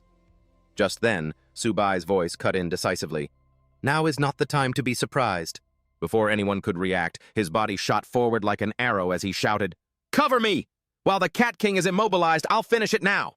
They responded instantly. "Yes, sir!" The blade in Subai's hand pointed straight at the massive body as he quickly assessed in his mind. Its weak points are the waist and abdomen. Without a moment's hesitation, he aimed straight for the Nether Cat King's back and stabbed down hard. His cold voice rang out, "Die, you beast!" The Nether Cat King let out a ferocious roar, its massive body thrashing wildly, sending Subai flying. "Just a little off, damn it!" While it was distracted, Li Dao seized the opportunity. His body shot forward like lightning as he swung his weapon. His low voice was filled with killing intent. "Take this, you animal! It's either you or me!" Meanwhile, Subai immediately took the chance to execute the next phase of his plan. His low voice called out, "Xiaoba, use your ultimate move." Seeing this, Jia Jun's face went blank. "Ultimate move?" Another person squinted, watching closely. "Why is that turtle just spinning in place?" He didn't bother to explain, just ran quickly towards Xiaoba, repeating the previous analysis in his head. "It's spinning in place. The book said its weak spot is its waist and belly." The next second, he put all his strength into his leg and kicked it hard like a soccer ball. His voice was short and sharp. "Go!" Xiaoba's body instantly shot forward, its speed so fast it became a blur of light, just like a cannonball being fired. In an instant, it accurately slammed right into the Nether Cat King's body. The terrifying impact directly shattered the beast's spine. Li Dao stared in their direction and shouted, "He hit the weak spot again! Let's see you survive this!" The Nether Cat King was now breathing heavily, saliva mixed with fresh blood dripping from the corner of its mouth. Suddenly, it struggled to raise its head and let out a tragic howl that echoed throughout the forest. Then, its heavy body collapsed to the ground, completely still. For a brief moment, the entire battlefield fell silent. Immediately after, cheers of joy erupted. "The Cat King has been defeated!" But Yongqiang stood frozen in place, his eyes filled with disbelief. After a long moment, he finally spoke, his voice trembling. We won." At that moment, unable to contain her emotions, Yao Ran rushed forward and hugged Subai tightly. Her voice was a mix of joy and excitement. "Subai, you're amazing! You defeated a gold-tier Cat King!" Despite being held by a beautiful girl, he showed no reaction. "Is it over?" After that, the whole group immediately gathered around, praising him. "Brother Su, you're so strong!" "Brother Su, where did you buy this turtle? I want one too." Just then, Subai noticed Xiaoba sneakily holding a glowing orb. "Xiaoba, what are you stealing now? Get back here!" The very next moment, strange black clouds suddenly appeared in the sky, quickly gathering into a swirl. Someone looked up in alarm. "What is that in the sky?" "Oh no, this is dangerous!" Just now, the Cat King's roar before it died was a call to its kind. Could it be that an even more dangerous beast is approaching? Meanwhile, at the base's operations center, everyone had already noticed the anomaly. Based on the analysis of energy fluctuations from the Frontline tests, a large number of unidentified level beasts have appeared at base F269. Extremely dangerous. Hearing this, someone couldn't help but blurt out, "What? Are you saying old Tiger Lin's daughter is in this group of interns?" The dark-skinned man named Wen Yuan replied calmly, his tone remaining steady. "That's right. I hope you can provide immediate high-speed support." In contrast, Uncle Han beside him was already so worried he couldn't sit still. "Okay. I'll immediately send a scout team to escort you to the battlefield." "No need. I can't wait. I'll go on ahead myself." His eyes flickered towards the other person, his low voice carrying an invisible pressure. "I hope your reinforcements can reach the battlefield within 20 minutes. The other man paused briefly before replying, 20 minutes. Got it. I'll give the order immediately." Uncle Han's expression was now extremely grim. A sense of unease rose within him. "This is bad. If old Tiger Lin goes berserk, not even all of Zhongzhou will be able to handle it." Back on the battlefield, a strange, malicious voice suddenly echoed through the air. "Foolish humans! You inferior species!" Hearing this, Wu Xin immediately panicked. "How is this possible? It can speak human language! This beast!" Li Dao also realized how critical the situation was. "No way! A beast that's fluent in human language must be at least gold tier. It can't be in this area. Quick, form a defensive line. Wounded in the center." The others were in an uproar too. "Look! What is that?" Then, a black shadow shot down to where the Nether Cat King had died. "You inferior species, how dare you slaughter my kin?" Seeing what it was doing, Li Dao tightened his grip on his weapon. It seems to be eating the Cat King's corpse. No way. Absolutely impossible. How could something like that appear in this area? At that moment, a system panel appeared in front of Subai. Warning! A gold-tier beast has been detected nearby. Please evacuate immediately. Lethal threat level, 5 stars. Extremely dangerous. He couldn't help but be shocked by this unexpected event. It's actually a gold-tier beast. After devouring the Nether Cat King, the monster revealed its true form. Mutated Shadow Cat King, level 2.8, gold tier. Physique, 272. Agility, 345. Spirit, 275. Talent, Bloodthirsty Frenzy. When severely injured, it enters a bloodthirsty frenzy, increasing agility and attack power by 100%, but reducing defense by 50%. Combat analysis, extremely dangerous. Proceed with extreme caution. Everyone was terrified by its appearance. What? A gold-tier beast? I bet even our instructor has never faced one of those. I want to go home. I don't want to die. Haven't the reinforcements arrived yet? Unwilling to give up, Liadao decided to charge forward to protect everyone. Everyone, escort the wounded and retreat. I'll be the shield, you beast. I'll give you my life. However, the Shadow Cat King simply swiped its claws and sent him flying. Its voice was laced with cold contempt. With just you? Seeing the situation had become critical, Subai no longer hesitated and immediately threw his pet forward. Xiaoba, go protect the vice-captain. It rushed forward, using its hard shell to block Li Dao, barely managing to stop the beast's fatal slash. The Shadow Cat King tilted its head, studying Xiaoba. This turtle's shell is surprisingly tough. When he came to, seeing the heavily wounded Xiaoba shielding him, his expression immediately darkened. His voice was hoarse with worry. Xiaoba, are you okay?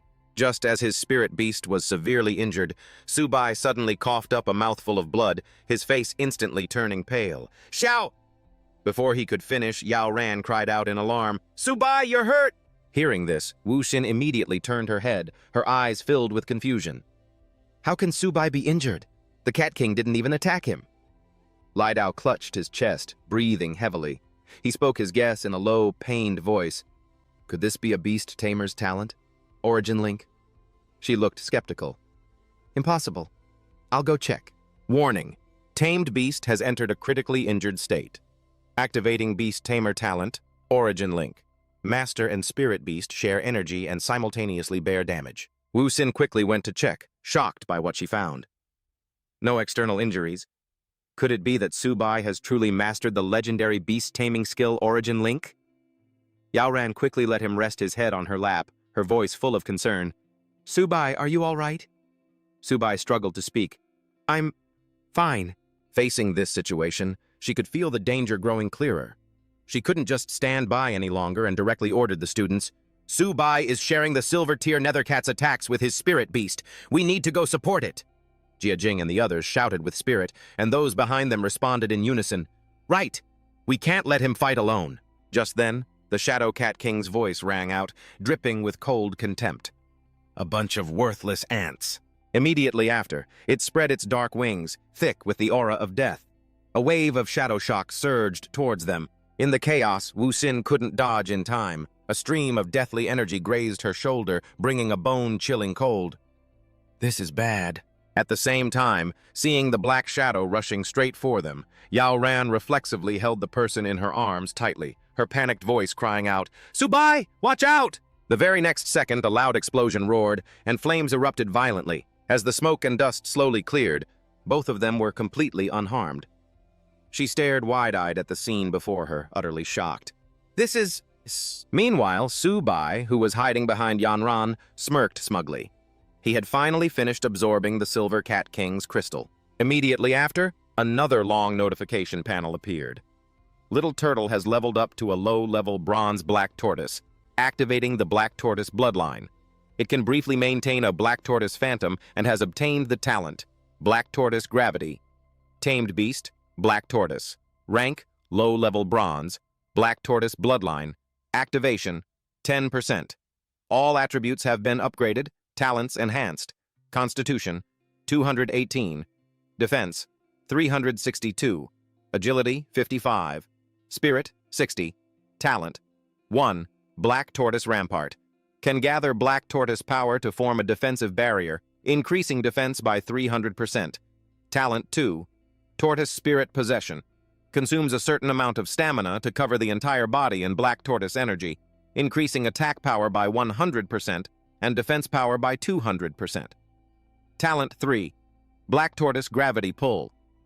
Activates the skill on a designated target, pulling the target towards it with a gravitational force. What Little 8 summoned was a giant golden beast exuding an ancient aura. The blinding light made Wu Xin instinctively cover her eyes. Her voice trembled with shock. "This is Subai's tamed beast evolved!" Li Dao's jaw dropped in astonishment. "This golden light, could it be an epic rank beast?" Beside him, Yanran gently helped Subai up, her voice softening. "Are your wounds okay?" He wiped the blood from the corner of his mouth, his tone much calmer now.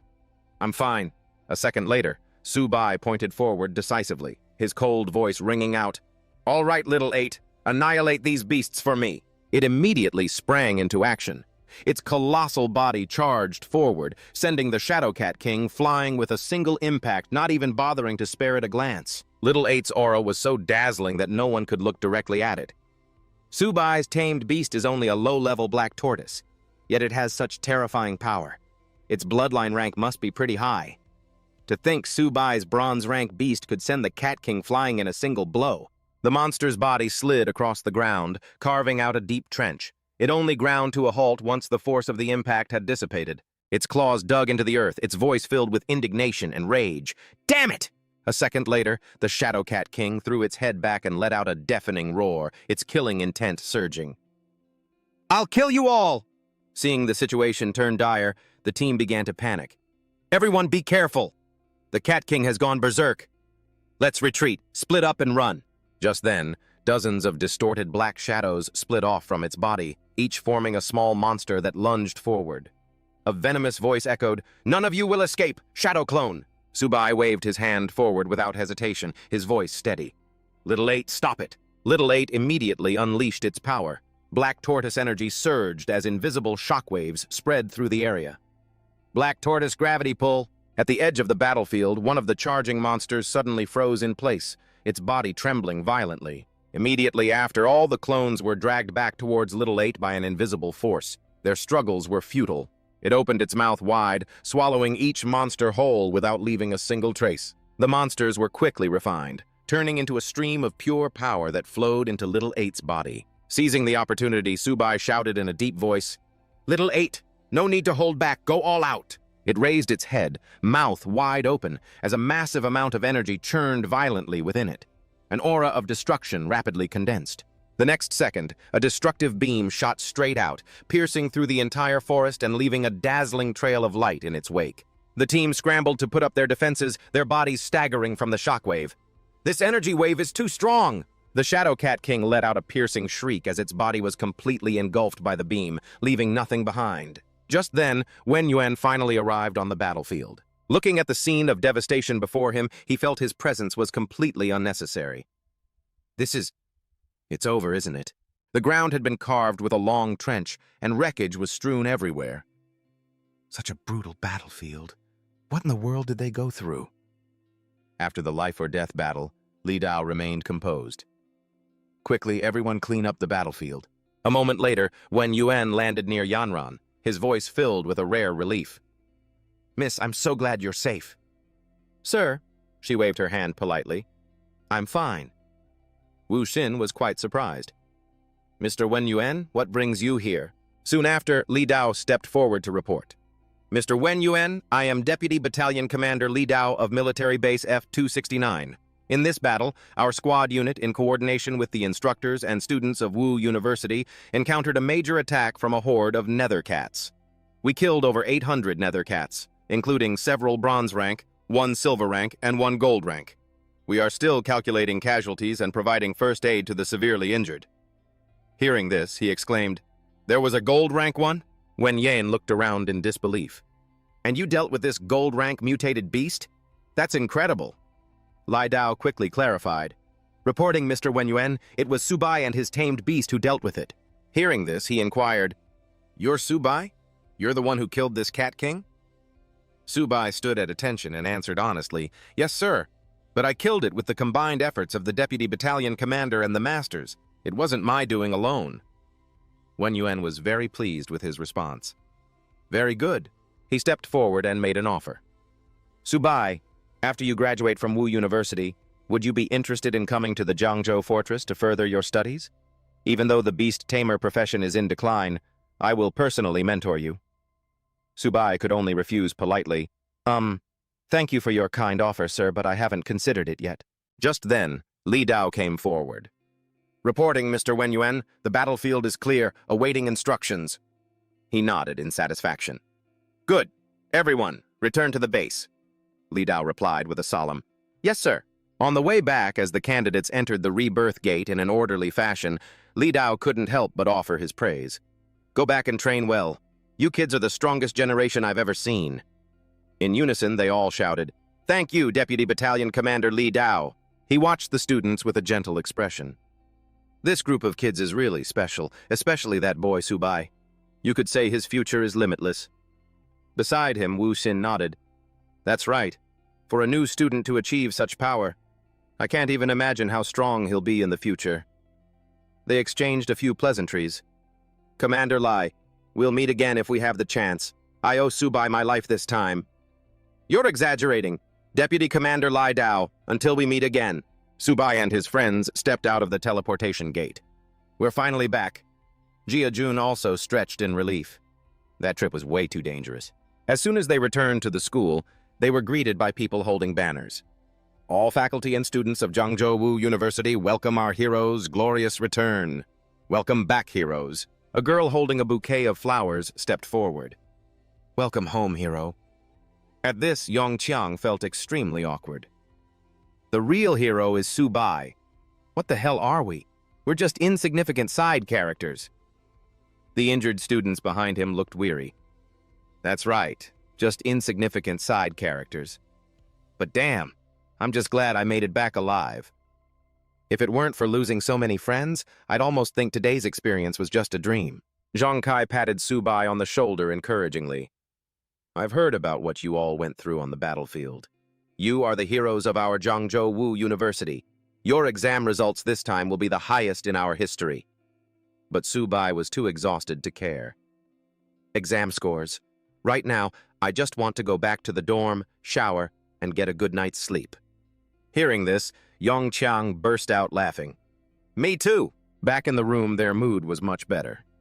Hey guys, does the bed feel extra soft tonight? Man, this bed has got me completely pinned down. Chang'an, who was on his phone, suddenly remembered something. Hey, do you think we'll get major credit for what we did? We should, right? Lying comfortably on his bed, Jia Gang said, And how many resources can you exchange for your credit? Speaking of achievements, our brother Su killed a gold-rank beast.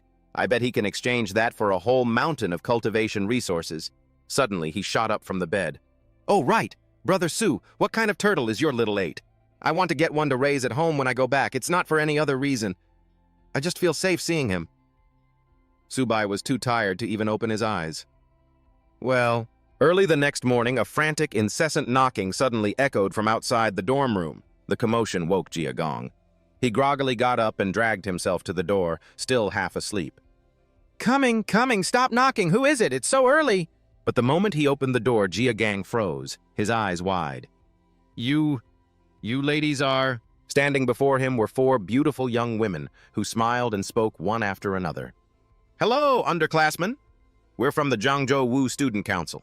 Since you're all heroes who just returned from the battlefield, we brought you breakfast. We seniors made it all ourselves, so you'd better enjoy it. Oh, right. Where's Subai? Jia Gong hurriedly took the food box, his voice immediately becoming much more cheerful. You seniors are too kind. We definitely won't let your kindness go to waste. The purple-haired girl, who had just entered the room, looked around, her voice filled with anticipation. Subai? Who is Subai? A red-haired girl beside her also couldn't hide her excitement. Where is Subai? Can I take a picture with you? Hearing this, Chang'an pointed to an empty bed and explained, Brother Su went out for a run. You know him? The blue-haired girl immediately complained in disappointment. Subai's not here? Why didn't you say so sooner? The purple-haired girl next to her also expressed her frustration. Yeah, Who in the entire school doesn't know Subai now? It's just a shame he doesn't know me." Hearing this, Jia-jun curiously interjected, "Brother Su is famous now?" The purple-haired girl affirmed with certainty, "Of course! Hurry up and turn on the TV." Just then, a casual voice came from the door. "Well, if Subai isn't here, I'll just take this breakfast with me." With that, the person casually took back the food box from Jia Gang's hands. On the sports field, Subai was jogging when his attention was suddenly caught by the TV. Next up is an important report from the Dragon Nation's military channel. Many students around him also stopped, exclaiming in surprise, "Everyone, look!" On the screen, the news anchor, with a serious expression, began to announce, "Yesterday, several provinces experienced a large-scale attack by a myriad of vicious beasts on humanity's rear military bases." At the same time, the screen continuously replayed harrowing images from the attacked provinces. In all the vicious beast attacks on the rear military bases, gold-level combat forces were present. Cadets from major military academies in various provinces were defeated by the myriad beasts, with only a few survivors. The male MC's tone was calm and clear as he recounted the situation. In this battle, under the strong counterattack of the instructors and cadets of Zhangzhou Military Academy, 1 gold level, 1 silver level, 1 bronze level, and many common-level vicious beasts were eliminated. At this point, the TV suddenly showed a picture of Subai. The host's voice swelled with praise. Among them, first-year cadet Subai single-handedly held off the gold-level vicious beast. Under the combined assault of instructors and a bronze-level expert from the army, he accomplished the miracle of defeating a beast above his level. All other fronts failed. Only Zhangzhou Military Academy was victorious. His voice, filled with excitement, declared, "The Dragon Nation's military has decided to specially award the title of Combat Hero to the participating cadets and instructors of Zhangzhou Military Academy, along with the Great Wall Silver Medal. Cadet Subai, for his outstanding achievements, is personally awarded a first-class medal and the Great Wall Gold Medal." Hearing this, he was so shocked his heart skipped a beat. He hadn't even had time to prepare himself before being thrust into the spotlight. So suddenly. All around, the other students were already in an uproar. "Subai? He's a freshman? That's amazing!" "The Great Wall Silver Medal. Something I couldn't get in my next life, and a freshman got it." "Our academy is awesome! Humanity will prevail!" "I really want to get to know Subai." Not far away, a girl was enthusiastically asking around, "Does anyone know Subai? I want to meet him." Seeing the increasingly chaotic scene, Subai could only cover his face, sighing helplessly in his heart. "Gotta get out of here." Just a few seconds later, he had quietly used the crowd to quickly escape to a quiet, hidden corner. Just then, the phone in his pocket suddenly vibrated. As soon as Subai answered, he heard his little sister's excited voice. "Bro, you're on TV. Mom and Dad said for you to come home. They definitely need you for something." He let out a soft sigh, feeling a bit tired. He replied hesitantly, "I saw... Is it really necessary?" Before he could finish, his dad's cheerful voice came through. "Son, you've achieved such a great honor. Now all the neighbors want to see you," his mom announced with a wide smile. "Your third uncle's sister-in-law called just now. She wants to introduce you to a girlfriend." Between the two adults, his little sister teased him even more enthusiastically. "Bro, you should really come back. If you don't, our front door's gonna get kicked down." Hearing all this, Subai finally had no other choice but to reluctantly agree. All right. The exams just ended. I'll take a 2-day break, get my things in order, and then come home." On the other end, his little sister joked excitedly, "You're famous now. Dad will probably be laughing in his sleep." Unable to stand his sister's pestering, he helplessly ended the conversation. "Okay, I'm hanging up now." As evening fell, a loud neighbor's voice echoed through Subai's residential area. "Old Su, I can't believe it! Your family's hero is back! Hurry out and greet him!" As he got closer to the apartment building, he gasped in alarm. "Are they waiting for me?" He saw many people approaching, all talking at once. "Subai's back! The hero has returned!" "Do you remember me? I used to hold you when you were little." Surprised by this enthusiasm, he didn't know how to respond. "You're all too enthusiastic." At that moment, Subai's family finally pushed through. His dad called out happily, "Subai!" His mom also called out, full of longing, "Son!" And his little sister chirped energetically, "Bro, you're finally home!" Seeing him about to go home, an auntie quickly invited him, "Subai, come eat at my place. I've made seafood dumplings." Subai awkwardly waved his hand in refusal. "Thank you, Auntie Zhang, but I'm allergic to seafood." Another neighbor followed, chiming in, Come on, come on! Old Sue, bring Subai over to my house, too. I've got a turtle stewing in the pot. We can have a drink together. In the end, his dad had to make a promise. Thank you, everyone. I've already prepared a meal at home. After he gets some rest, I'll have him come visit you all. Standing beside him, Subai obediently assured them, Yes, I'll definitely come visit everyone in a little while. Hearing this, the auntie beamed and revealed her intentions. Old Sue, bring Subai over later, okay? My granddaughter is studying at the university in the city. Let the two of them get to know each other. Another uncle unhappily retorted, Your granddaughter isn't good enough for Subai. My granddaughter just graduated this year. Old Sue, you should introduce her to Subai. A while later, the four of them finally made it home. Subai sighed tiredly. If I'd known it would be like this, I would have waited until dark to sneak back. His little sister complained about the neighbors' shocking behavior.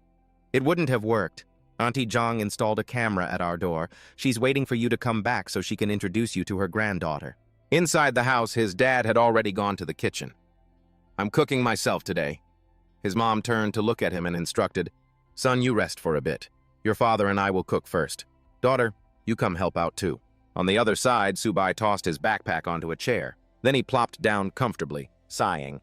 Finally, I can rest a little. Suddenly, the system screen appeared before his eyes. What's this? On it was a line of text. Tameable creature detected, a kitten. Tame this little kitten. Tame. Ignore. After reading it, Subai muttered thoughtfully, Beast to mare. Noticing his action, his little sister asked inquisitively, Bro, what's wrong? Subai replied with some hesitation, Sis, do we have a cat? Hearing that, she pointed toward Xiaobai and said, You mean Xiaobai? Isn't he over there eating? Seeing it clearly, he asked, puzzled, Huh? Why didn't you get a higher-class pet? While petting Xiaobai, his little sister explained, Xiaobai isn't bad at all. He's so cute, isn't he? You took Xiaobai with you, and right then I found Xiaobai on the street, so I brought him home. Seeing this, Subai indulgently agreed, All right, if you say he's cute, then he's definitely cute. But in his mind, he was thinking skeptically, My sister likes him this much, or maybe... He immediately opened the information panel to check. Tameable beast, kitten. Level, common, elementary. Bloodline, divine beast, white tiger. Potential, infinite, will eventually become a god. Constitution, 1. Defense, 1. Agility, 3. Spirit, 2. Talent, claws, increases attack speed by 100% and attack power by 100%. Evolution method, eating. System, tame this kitten, tame. Ignore. After reading, Subai was stunned. What? This stray cat? It really has the bloodline of a white tiger? At this moment, his little sister suddenly spoke up. I think he likes you. He glanced at Xiaobai, thinking to himself, I'll just tame it first and figure things out later. Immediately after, he tapped her on the shoulder and said affectionately, Sis, I have something to discuss with you. You know I'm a beast tamer. So, can this Xiaobai be tamed? Instantly, her brows furrowed as she refused with disgust. Don't. His little sister quickly hugged Xiaobai tightly, complaining unhappily, You already took Xiaobai away. Don't you dare try to take my Xiaobai. Subai's tone softened as he tried to negotiate. I think we can talk about this. Remembering her request, he said, Didn't you want a new laptop? His little sister whipped around and refused. That won't work either. I'm not giving Xiaobai to you. Seeing this, he offered another condition. Didn't you also like a certain dress? She immediately turned and ran. That won't work either. No discussion. Watching this scene, their mom exclaimed in confusion, What is... 2 days passed, and Subai was back at school. I'm finally back. Behind him, 2 girls noticed him and began to whisper hesitantly, Is that Subai? It probably is. Why is there a kitten in his bag? Is he a cat lover? In the backpack, Xiaobai chirped happily, This is the boss's school. From now on, I'll protect you. Xiaobai shot at a sideways glance, its tone full of disdain. You're crowding my space. Just then, 2 more people looked over at Subai and started whispering, That's Subai, the one who got the gold medal. He looks pretty normal, so why do so many girls go looking for him at the dorms? Hearing them, he thought with annoyance, maybe I'll have to start wearing a mask when I go out. As he was walking, a voice suddenly boomed over the school's PA system. Paging Subai. If you hear this announcement, please come to the principal's office. Paging Subai. If you hear this announcement, please come to the principal's office. Subai immediately frowned in confusion, muttering to himself, "What does the principal want with me?" After hearing the announcement, Subai entered the principal's office and quickly received a notice from him. "Subai, you kid, a true son of Huaxia. In light of your extraordinary performance at the F-269 military base, the school intends to give you a reward. What do you want?" Faced with this question, he simply saluted with a serious face. "Thank you, school. Thank you, principal." While thinking to himself, "I've long heard that our principal is notoriously stingy. Getting some beast cores for Xiaoba out of him probably won't be easy." Then, Subai rubbed his chin slightly before hesitantly making his request. "Principal, I don't think the school should spend too much. Just 100 gold-level beast cores will be fine." That number, neither small nor large, was like a bombshell dropped on the principal's head. "What? 100 gold-level beast cores? You could break every bone in my body and I still wouldn't have that many. How about I just let you be the principal instead, you little brat?" Subai immediately backed down. "Then, 100 silver-level ones would be okay too." The principal, no longer showing any surprise, was blunt and direct. "Don't even dream of silver-level ones. With your contribution, you couldn't even exchange it for a fraction of that." Somehow, what started as receiving a reward had turned into Subai clasping his hands and pleading with a smile. "Principal, I don't even need that gold medal thing. Could you just give me 50 silver-level beast cores? Principal, I bled for this school, you know." Truly living up to his stingy reputation, the principal elevated the matter with flowery words. "Subai, the reason humanity is because the strong among us protect the weak. That is their responsibility and their mission. You saving that group of students was you recognizing your mission as one of the strong. Do you understand?" Completely fed up with the meaningless lecture, the moment the principal finished, he coolly stated his price. "Principal, let's cut the empty platitudes. 50 silver-level beast cores." The principal was immediately choked up by Subai's words. "Of course, the military and the school will not let a talent like you be forgotten." And then, ignoring the numbers he had proposed, the principal shamelessly said, "How about this? On my authority, I'll give you 10 bronze-level beast cores." This came as a great shock to Subai. "What? Only 10 bronze-level beast cores?" Of course, he couldn't just accept it that easily. "No way, 20. Unfortunately, the principal didn't bother with pretenses anymore and decisively shouted, 15, take it or leave it." Knowing this was the principal's absolute limit, Subai pouted and accepted. "Deal." The principal snorted inwardly. This kid daring to haggle with me. Meanwhile, he whispered to himself, "This old man really is as stingy as they say." Not letting the topic drag on, the principal abruptly changed the subject. "Oh, right. Besides rewarding you, there's one other small matter I need to inform you about." Though startled, Subai quickly responded, "What is it?" The principal didn't beat around the bush and got straight to the announcement. "The school has chosen you to be the first-year representative in this year's inter-school tournament." His internal CPU suddenly froze for a moment before rebooting. "What? This year's inter-school tournament? So the reward was just an excuse to get me here? Principal, this is so unfair." He was promptly lectured by the principal. "What kind of attitude is that? As a part of Zhengzhou Martial Arts University, bringing honor to the school is the responsibility of you students. Besides, don't you want resources? It's simple. The rewards from the inter-school tournament are extremely generous." No matter what he said, it couldn't change the facts, so Subai responded with a weary attitude. "The 100 Schools tournament. It's a gathering of masters. Getting a high rank certainly won't be easy. Principal, it's not going to be easy at all." However, the principal ignored his words and made the final decision. "You're young. How can you be so timid? All right, hurry back and prepare. Tomorrow morning, assemble in the training room. Don't be late." As a student, he could only hesitate before obeying. "Yes, I understand." When it was all over, the principal couldn't help but look thoughtful and startled. The youth of today are getting harder and harder to fool. He probably didn't know that Subai's mind was already filled with emotion. They all say the principal is an old fox. They really weren't wrong. Time flew by, and soon it was the next morning, with the principal giving a speech. "This 100 Schools tournament is organized by the military. Although the resources the Ministry of Education allocates to our school are less than those of prestigious universities like the ones in the Imperial Capital and Magic Capital, I hope you can all still achieve good results. Now let's begin the roll call. Let's begin." His stern voice, unique to him, echoed through the room. "Third year, Hu Qing Shu." As a wood attribute ability user who had reached intermediate bronze level, he immediately shouted, "Here!" Following him was a series of names from his peers, rattled off by the principal. "Bai Ning Bing." He spoke up. "Here." The principal continued. "Xiong Tianxiang." He said in a serious tone, "Here." And then the principal moved on to the next name, Feng Ju Gei. Meanwhile, Yong Chang suddenly felt it was so unfair he had to say it out loud. "This isn't fair. Our Zhangzhou Martial Arts University was founded late, so the cultivation resources for students are much scarcer than at those prestigious schools." Man Ni, next to him, had to agree. "I heard our school's ranking in previous years has always been very low." Finally, the principal's roll call reached their group. "First year, Subai." He immediately responded, "Here." He continued, "Zhang Man Ni." She quickly and properly shouted, "Here!" And after the principal had marked 9 people, he reached the last one, Luo Yong Chang. He spoke up, "Here." The principal nodded with satisfaction. "Good. Roll call is complete." The next second, as the leader, he naturally had to give some direction. "This year, our school has 10 representatives participating in the tournament. All of you are the most outstanding students of your respective years. Now, I will announce something."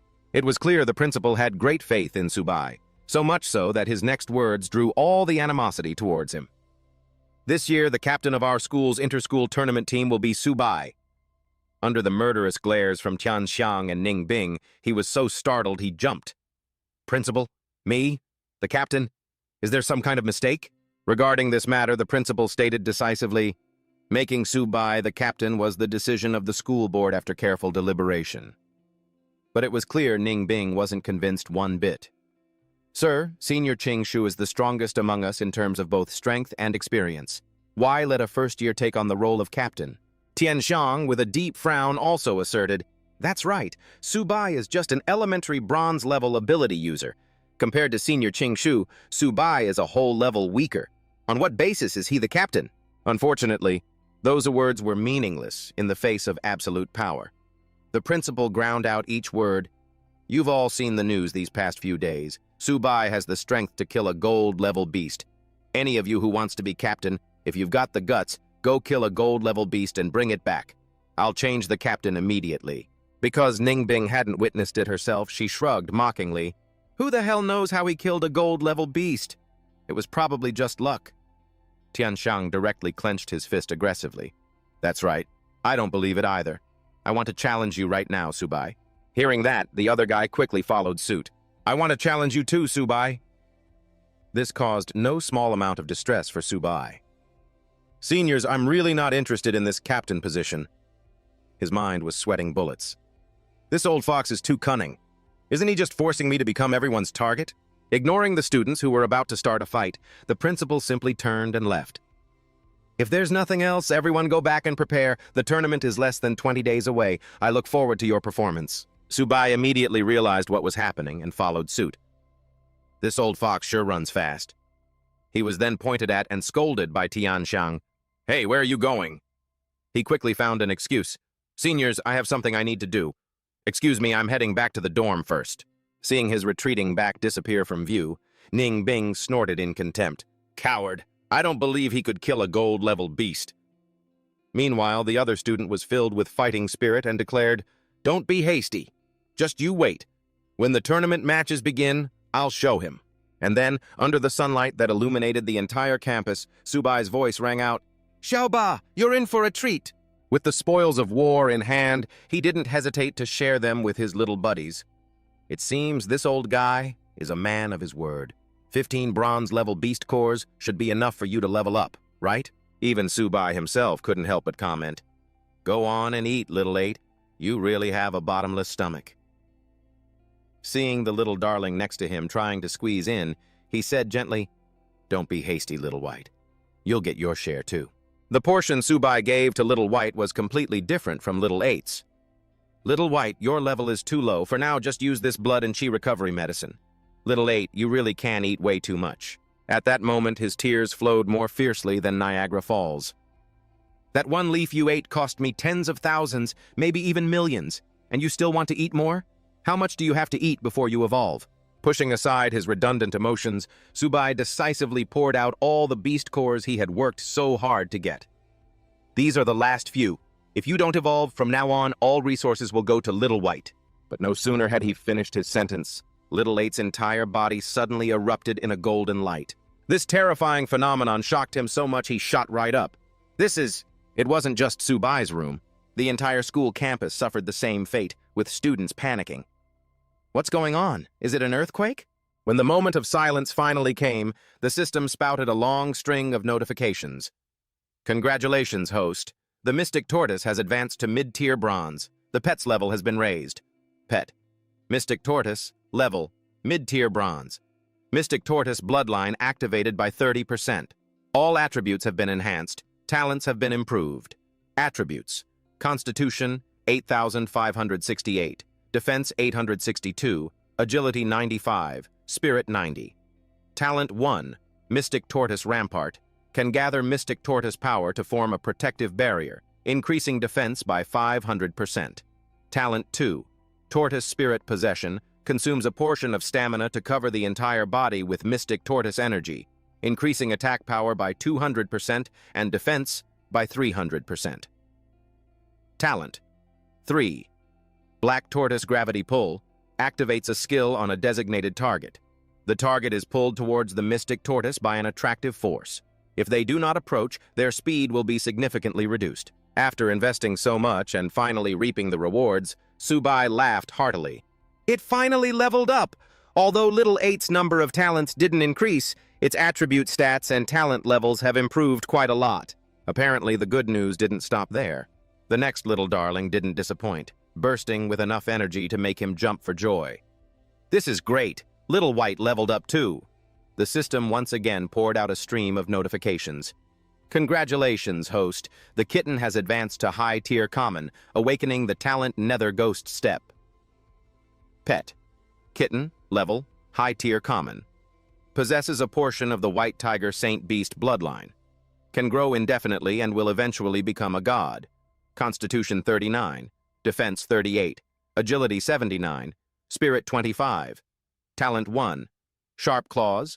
Consumes a portion of stamina to activate, increasing attack speed by 100% and attack power by 100%. Talent 2. Blood Siphon.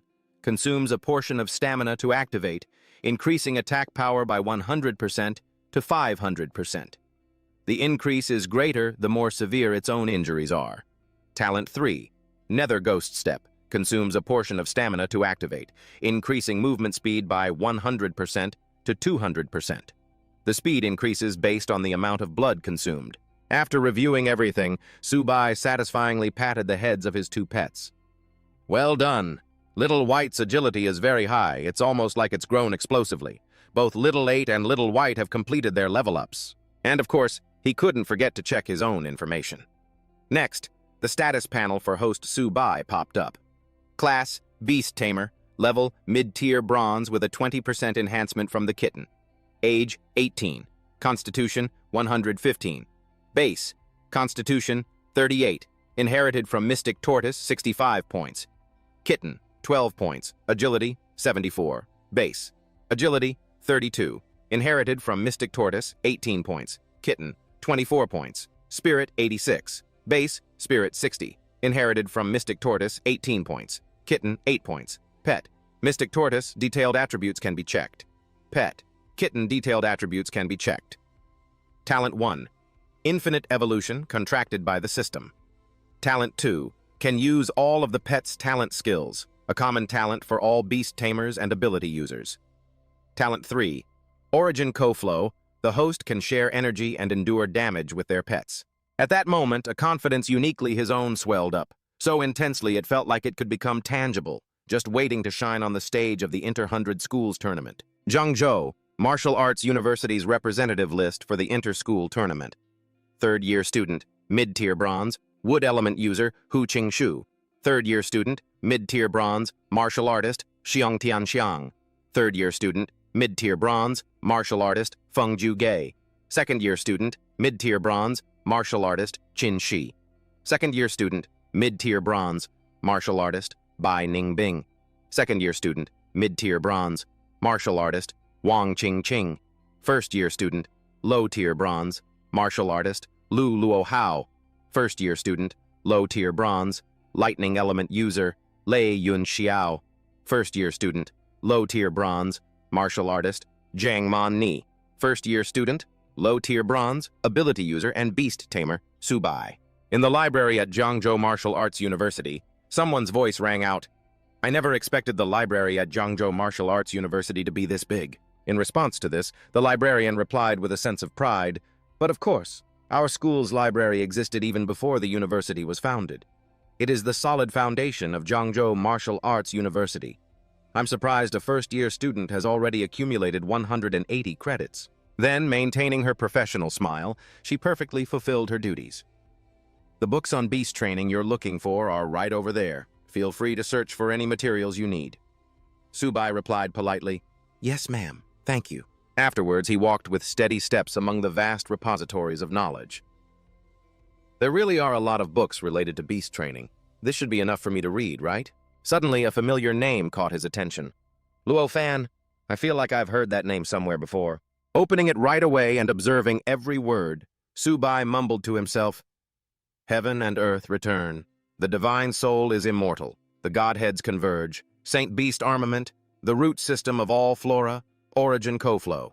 And his level of concentration soon surpassed Piccolo's. Origin Koflow.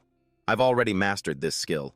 What do "the divine soul is immortal" and Saint Beast armament mean? Su Bai's appearance, which didn't blend in with the surroundings, successfully caught Qingshu's attention. "It's him, that first-year freshman." Jiojie scoffed disdainfully. "A beast controller. No matter how much research he does, he has no future." Tianxiang couldn't be bothered to pick a fight with him either. "Let's go. We'll head over there." And so, the two groups just passed by each other, while Su Bai, completely oblivious, was busy marveling. "I can't believe Senior Luo Fan was so brilliant. Not only did he create the three great divine skills, Origin Koflow, Saint Beast Armament, and the Divine Soul is immortal by himself, but he also faced the invasion of the myriad races alone." As he followed the story on the pages in his hand, he couldn't help but let out a breath, his brows furrowed. It's just a pity that in the end, due to his weak forces, he fell in battle. He decided in his heart, perhaps I should read this book very carefully.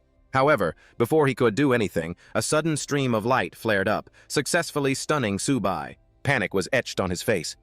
"What's happening? The book is floating? Why does it feel like a stream of power is merging with my body?" Afterwards, the librarian saw Su Bai and warmly approached him. "Hello, can I help you with something?" He posed his question. "Excuse me, ma'am, can I borrow this book?" Holding the item with Luo Fan's name on it, her eyebrows furrowed slightly. "That's strange. This book doesn't have any classification label. It certainly isn't a library book. It seems like it doesn't belong to any classification system." Her words made Su Bai even more surprised. "That's impossible. I got it from the bookshelf." And then, the frightening thing happened when the librarian, using all her strength, couldn't affect the object in her hands at all. She even had to strain so hard she gritted her teeth. "Why won't this book open?" He was startled. "No way. I was just reading it normally a moment ago. Can you let me see it, ma'am?" Next, with his wide, earnest eyes, he demonstrated for the librarian how to open it. "Look, ma'am, why can't you open it?" This scene was enough to leave her slightly stunned. "Well, something must be wrong here. Just take it home and read it. You can return it when you're done." Hearing that, Su Bai eagerly asked back, "I can borrow it for as long as I want?" The librarian nodded firmly. "That's right." This made him so happy he cheered. "That's great. Thank you, ma'am. See you later." Only after Su Bai had left did she drop her act and make a call to the person in charge. "Headmaster, the book you left on the shelf has been taken by that boy." It turned out that Su Bai obtaining the book was already within the old fox of a headmaster's expectations. "He can really open that book?" The librarian confirmed. "Yes, sir. I saw it with my own eyes. It was the first-year student, Su Bai." He was delighted. "Good. Very good." The moment the phone call ended, the headmaster, filled with emotion, spoke aloud. "Luo Fan, the person you've been waiting for, has finally appeared after 100 years. If you knew this in the great beyond, you would surely be very happy, wouldn't you?" Time flew by in the blink of an eye. Soon 2 weeks had passed, and someone's voice announced, "This year's inter-school tournament is divided into 5 battle zones, East, South, West, North, and Central. Each zone will select 2 outstanding teams. The source of that sound was a reporter at the scene. The 8 martial arts schools of Jiangzhou Province will gather at Jiangzhou Martial Arts University to compete. Of course, there will be no shortage of streamers. My dear friends, tickets for this year's inter-school tournament are impossible to get your hands on. I'll be live streaming the entire tournament for you all to watch, and there will be small gifts too. This battle is so intense that 2 teams were already challenging each other before even stepping into the ring. Longying Martial Arts University dares to show up? They're just here to get themselves killed. Who's getting killed isn't certain yet. Just you wait and see, you Fushuan trash. In the vast competition area, the seats were almost completely filled with spectators from all over. In the waiting area for Jiangzhou University, Wu Hing asked directly, "Is everyone here?" Thanthu immediately reported, "Tabak isn't here yet, everyone else has arrived."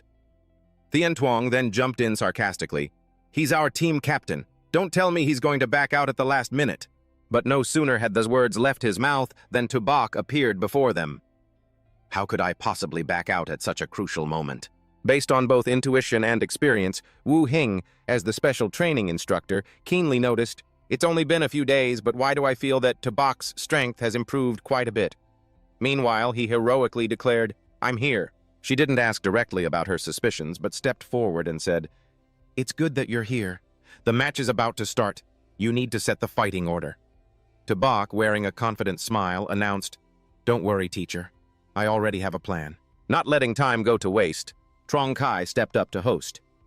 "Ladies and gentlemen, teachers and students, please be quiet. 1 month ago, the Savage Beast clan sent a large-scale army to pin down our military forces on the front lines. Afterwards, a small group of Savage Beasts broke through the front lines and attacked the rear military bases of several provinces. In the provinces that were attacked, students from the martial arts schools were almost all slaughtered by the Savage Beast clans, with very few survivors." The more he spoke, the more the indignation in his heart turned into words pouring from his throat. "My countrymen, this is a debt of blood that we must repay." And this speech successfully ignited the unity of all the spectators present. "Avenge them. We must get revenge. We must annihilate all the Savage Beast clans. Humanity will prevail. We will win. We will win." Clenching his fist, Trong Kai continued without stopping, his voice resounding and powerful. "Good! With this spirit, how can our people worry about not exterminating the other clans? This is also the meaning of today's inter-school tournament. Next, I declare the Jiangzhou Provincial tournament officially open."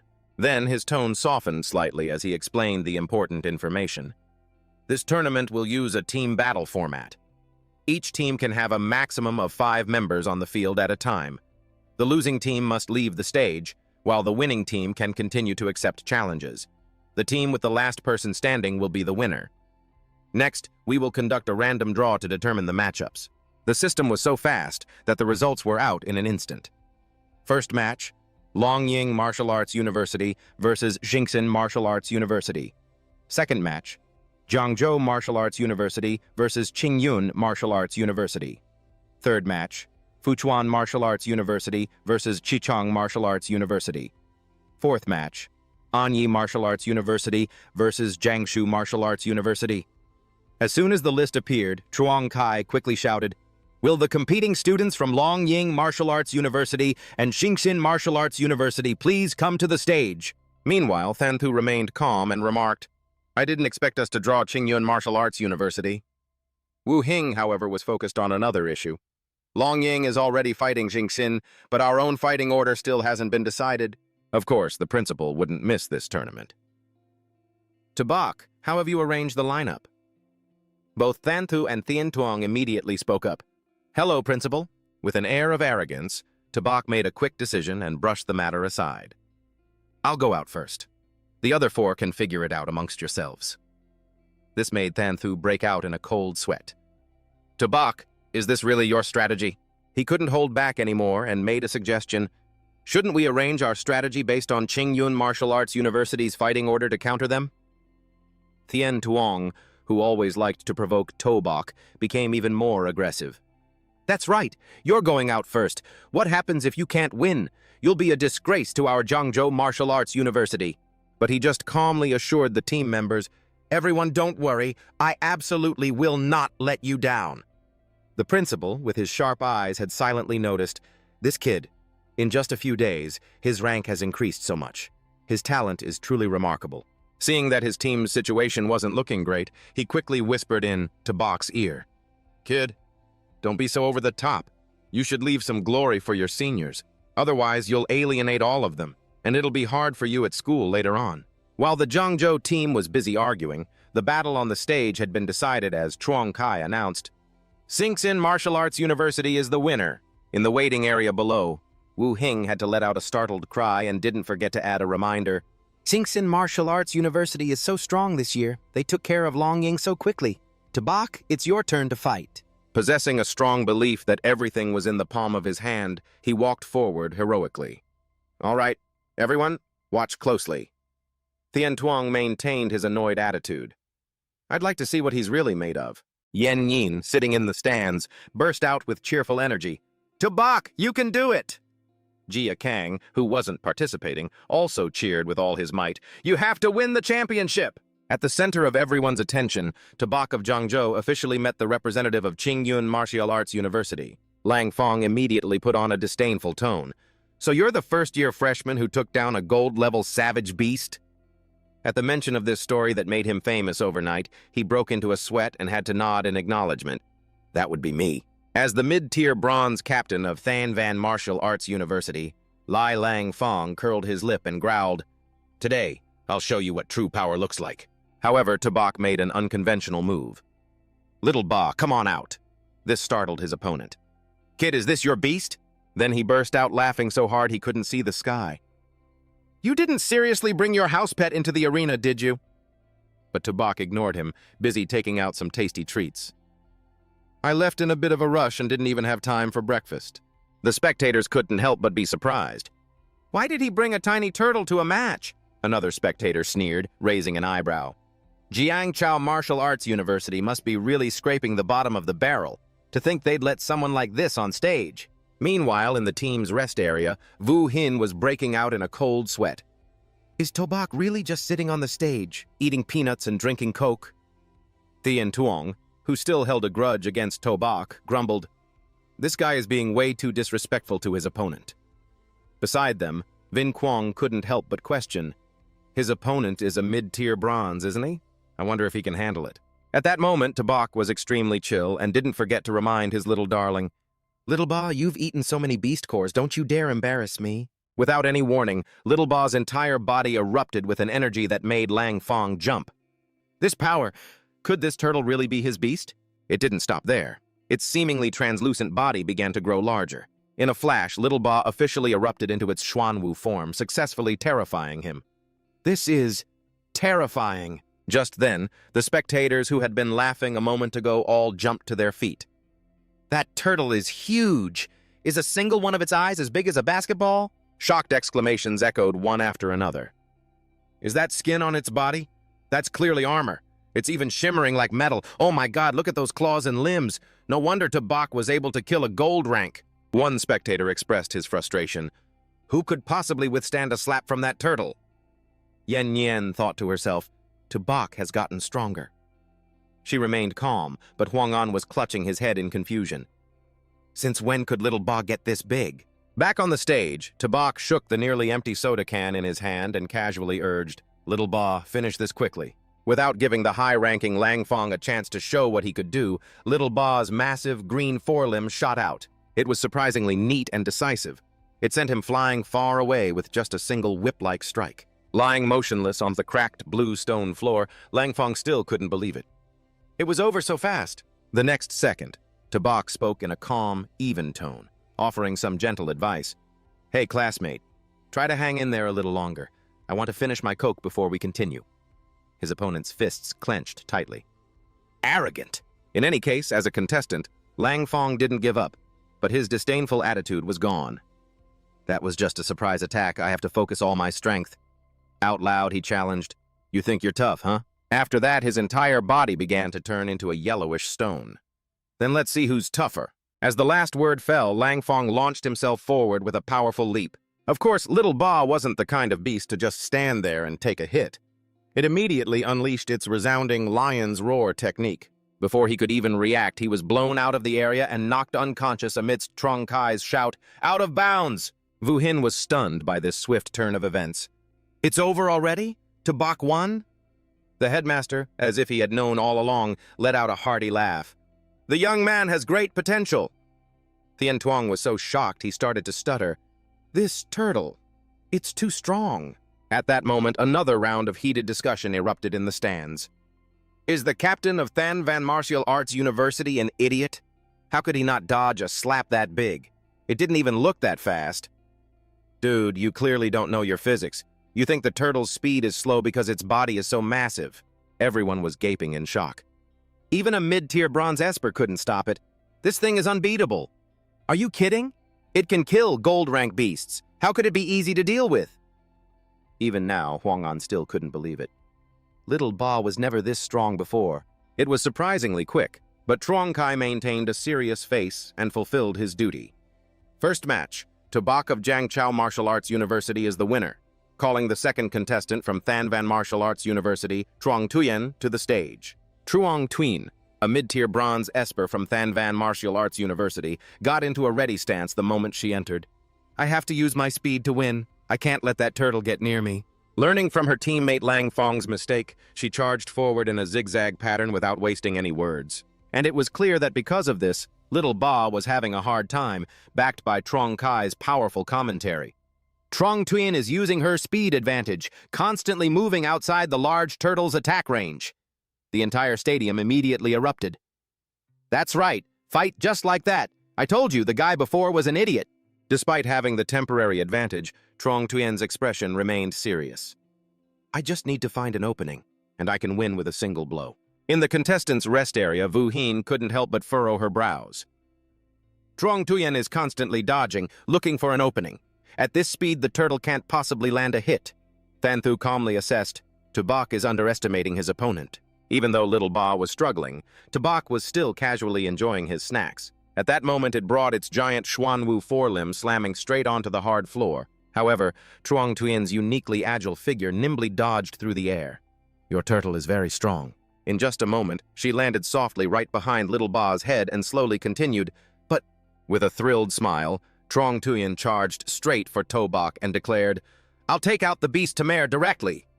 She thought excitedly, it's too late to turn around now. Vu Hin's expression changed instantly, and she shot up in alarm. This is bad! Truong Tuyen is going to attack Tobak directly! Even Yen Yen, who had complete faith in him, couldn't help but shout worriedly, Be careful! But Truong Tuyen's sharp longsword was already right next to Little Ba's master. Tobak, you've lost. Unfortunately, before she could harm Tobak, she was sent flying by his little pet. Because she was only focused on Little Ba's legs, Truong Tuyen didn't know that turtles can also use their tails. Witnessing the whole thing, the audience cheered enthusiastically. Nice move! Divine turtle tail wag! Huang An joyfully clenched his fists. That was awesome, Little Ba! Yen Yen let out a soft sigh of relief. You scared me. At that moment, Tien Tung was overcome with a mix of emotions. Tobak won again? That was so fast! Vu Hin chuckled. This kid. And Than Thu had to officially admit, Tobak really is strong. Facing Truong Tuyen, who was lying motionless like a beached mermaid, Tobak gave a satisfying stretch. Finally, I'm full. Then he slowly walked over and explained to her clearly, You stood too close to me. Little Ba can be a bit heavy-handed. Classmate, you should go get that treated.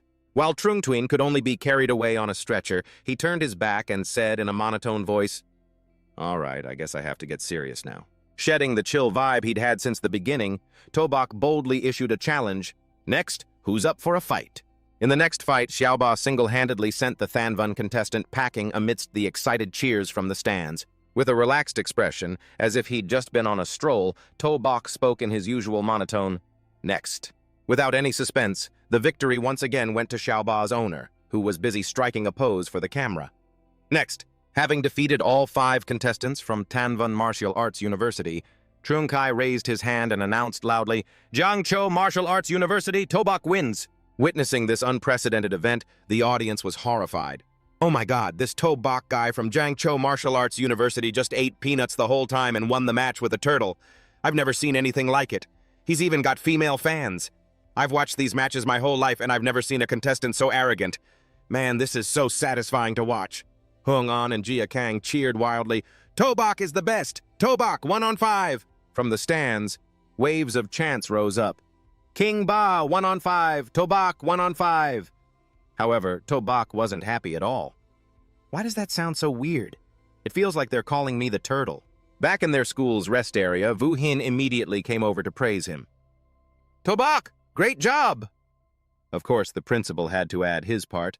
Tobak used his own strength to defeat Thanvan Martial Arts University, who are by no means a weak opponent. This is truly a proud victory that has brought great honor to Jiangzhou Martial Arts University. He nodded humbly. You're too kind. After praising Tobak, Vu Hin addressed the group. All right, this morning's matches are over. Everyone, go get some rest.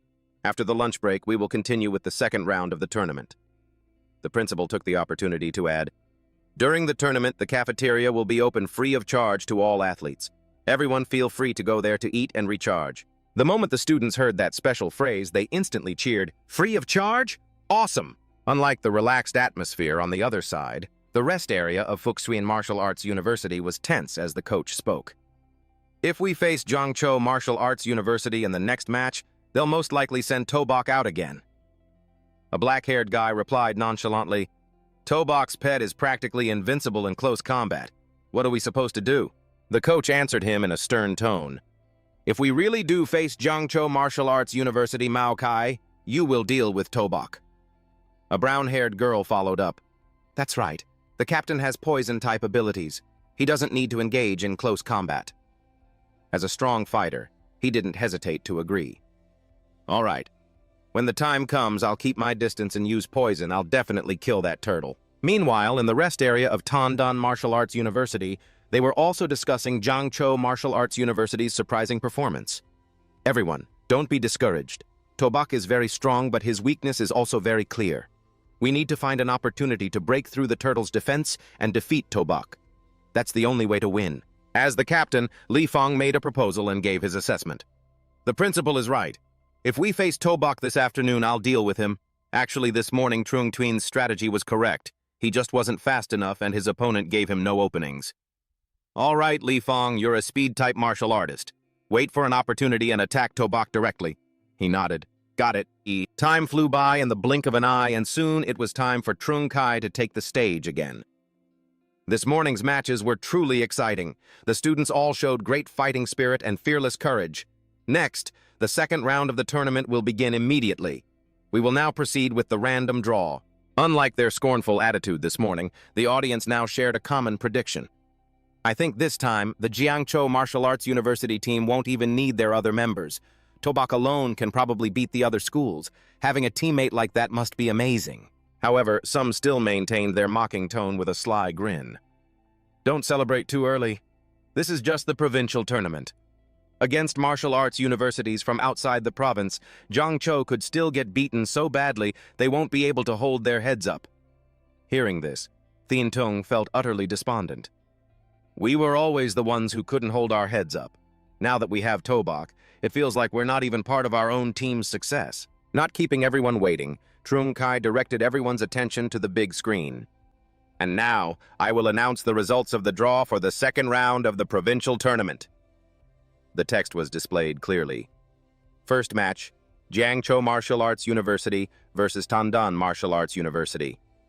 Second match, Fuxuan Martial Arts University versus Anghia Martial Arts University. Third match, Longung Martial Arts University versus Thanvan Martial Arts University. Fourth match, Taesung Martial Arts University versus Chungtu Martial Arts University. The battle began immediately with Trung Kai's resounding call. First match, Tobak from Jiangzhou Martial Arts University versus Li Fong from Tundun Martial Arts University. As soon as Li Fong stepped onto the stage, he couldn't help but think, just as expected, they're sending Tobak out first. Good thing we prepared a strategy to deal with him. Casually leaning against Xiaoba's leg, Tobak maintained his perfectly chill attitude.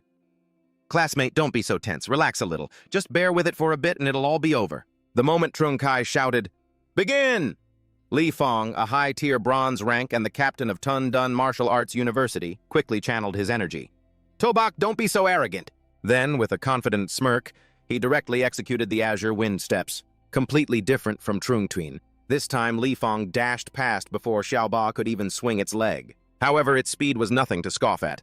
He was almost sent flying by Xiaoba. Besides skillfully dodging, Li Fong was even able to retaliate with a kick to the enemy's turtle shell. "Take this!" Unfortunately, all that effort only earned him a confused look from Xiao Ba. He was stunned. "I can't break through its defense at all?" In the very next second, it burst into a rage and swung its tail straight at him. The surrounding audience immediately got excited and started commenting. "Looks like that turtle can't hit Li Fong." "Look, you guys, the turtle seems to be provoked by Li Fong. It's screeching." "If Li Fong suddenly attacks Tobak, do you think he has a chance to win?" Someone else chimed in while enjoying their snacks. "I think he really does have a chance. Does that turtle have no intelligence? Isn't this just bullying Tobak?" At that, the female fans started shouting, "That's so mean, but I love it! Go Li Fong! Go Li Fong!" Back on the stage, Li Fong was now filled with excitement. "Come on, come and get me!" Facing this scene, Thanthu calmly commented, "It seems he's trying to lure Xiaoba away from Tobak." Wu Hin frowned with anxiety. "What is Tobak doing? Why isn't he thinking of a plan?" Thien Tong's sharp eyes narrowed. "It looks like he's looking for something." Turns out, Tobak was so unconcerned that he pulled out a can of Coke and chuckled. "Finally found it. Sorry, my lunch was a bit too salty." He just calmly enjoyed his drink amidst the continuous cheers from the stands. "Go Li Fong!" Seeing the distance between himself and Tobak growing, Li Fong made an assessment. At this distance, swinging its tail is useless. Seeing his plan halfway complete, he bent his knees and launched himself towards Xiaoba's master. "Tobak, you underestimate people too much!" Using his momentum and his own weight, he arrogantly executed his ultimate move, the rider kick. "I, Li Fong, will make you pay." But to his surprise, Tobak just calmly said 2 words, "Xiaoba." A sound wave carrying a brilliant golden aura suddenly exploded across the entire stage. Before he could even inflict any damage, Li Fong was stunned to find himself frozen in place. What is this? Why can't I move?" Luckily, he could still turn his head, which allowed him to see the source of the situation. "An illusion!" And it didn't stop there. Tobak reminded Xiaoba, "All right, stop playing around, finish the fight." And so, its illusion opened its giant jaws and summoned the black tortoise gravitational force. At that moment, Li Fong immediately panicked and screamed, "Wait, what are you trying to do?" Giving him no chance to surrender, Xiaoba's energy cannon blasted the enemy straight into the stands. The once lively atmosphere among the audience fell silent in an instant. With cold sweat dripping down, someone finally realized, "I get it now. It's not that Li Fong isn't strong, it's that Tobak is a total monster." The brown-haired guy next to him exclaimed, "If it were me, I'd rather just surrender immediately than face Tobak. How can you even fight that?" At the same time, a member of the Tandan martial arts team was distraught. "Principal, what do we do? Li Feng is injured like this." The leader of the school could only cover his face in helplessness. "There's no other way. Let's just forfeit." And so, in the next moment, Zhang Kai, acting as the host, stood up to announce, "Unfortunately, facing the powerful opponent Su Bai from Zhangzhou, the Tandan Martial Arts University team has decided to forfeit. Next up to face Zhangzhou Martial Arts University will be..."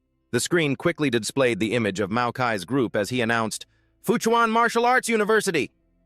A spectator grumbled, "Why'd they give up without even fighting?"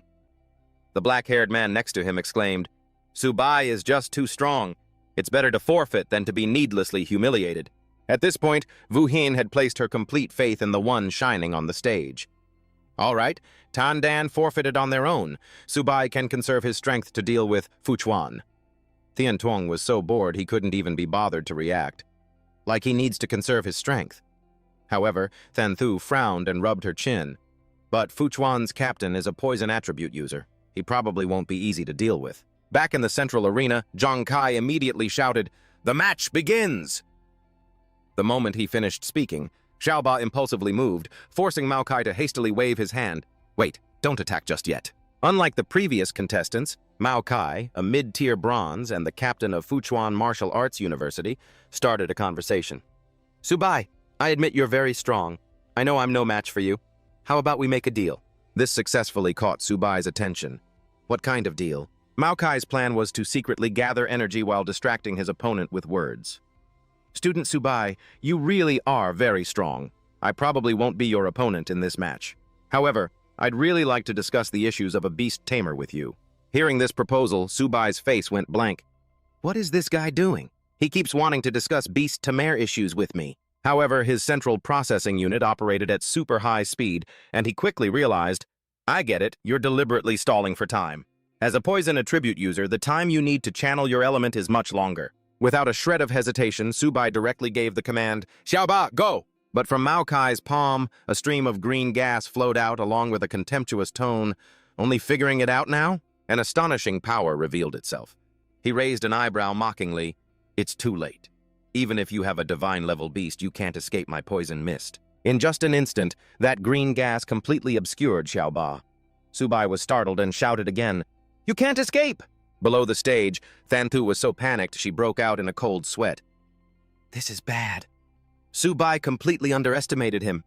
I heard that in previous trials, Maokai took down quite a few high-tier beasts with his poison.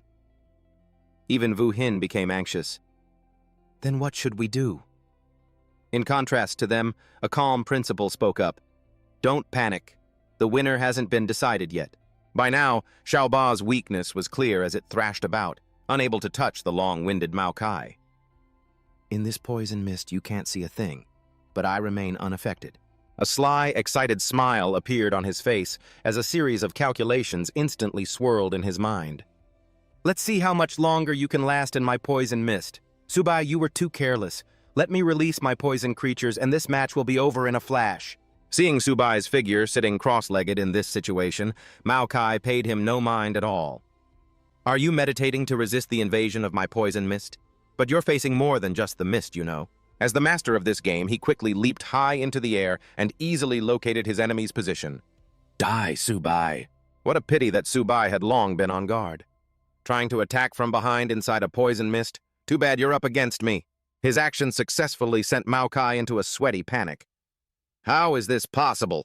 You're a beast to mare. How could you withstand a full-powered attack from my poison claws inside the poison mist?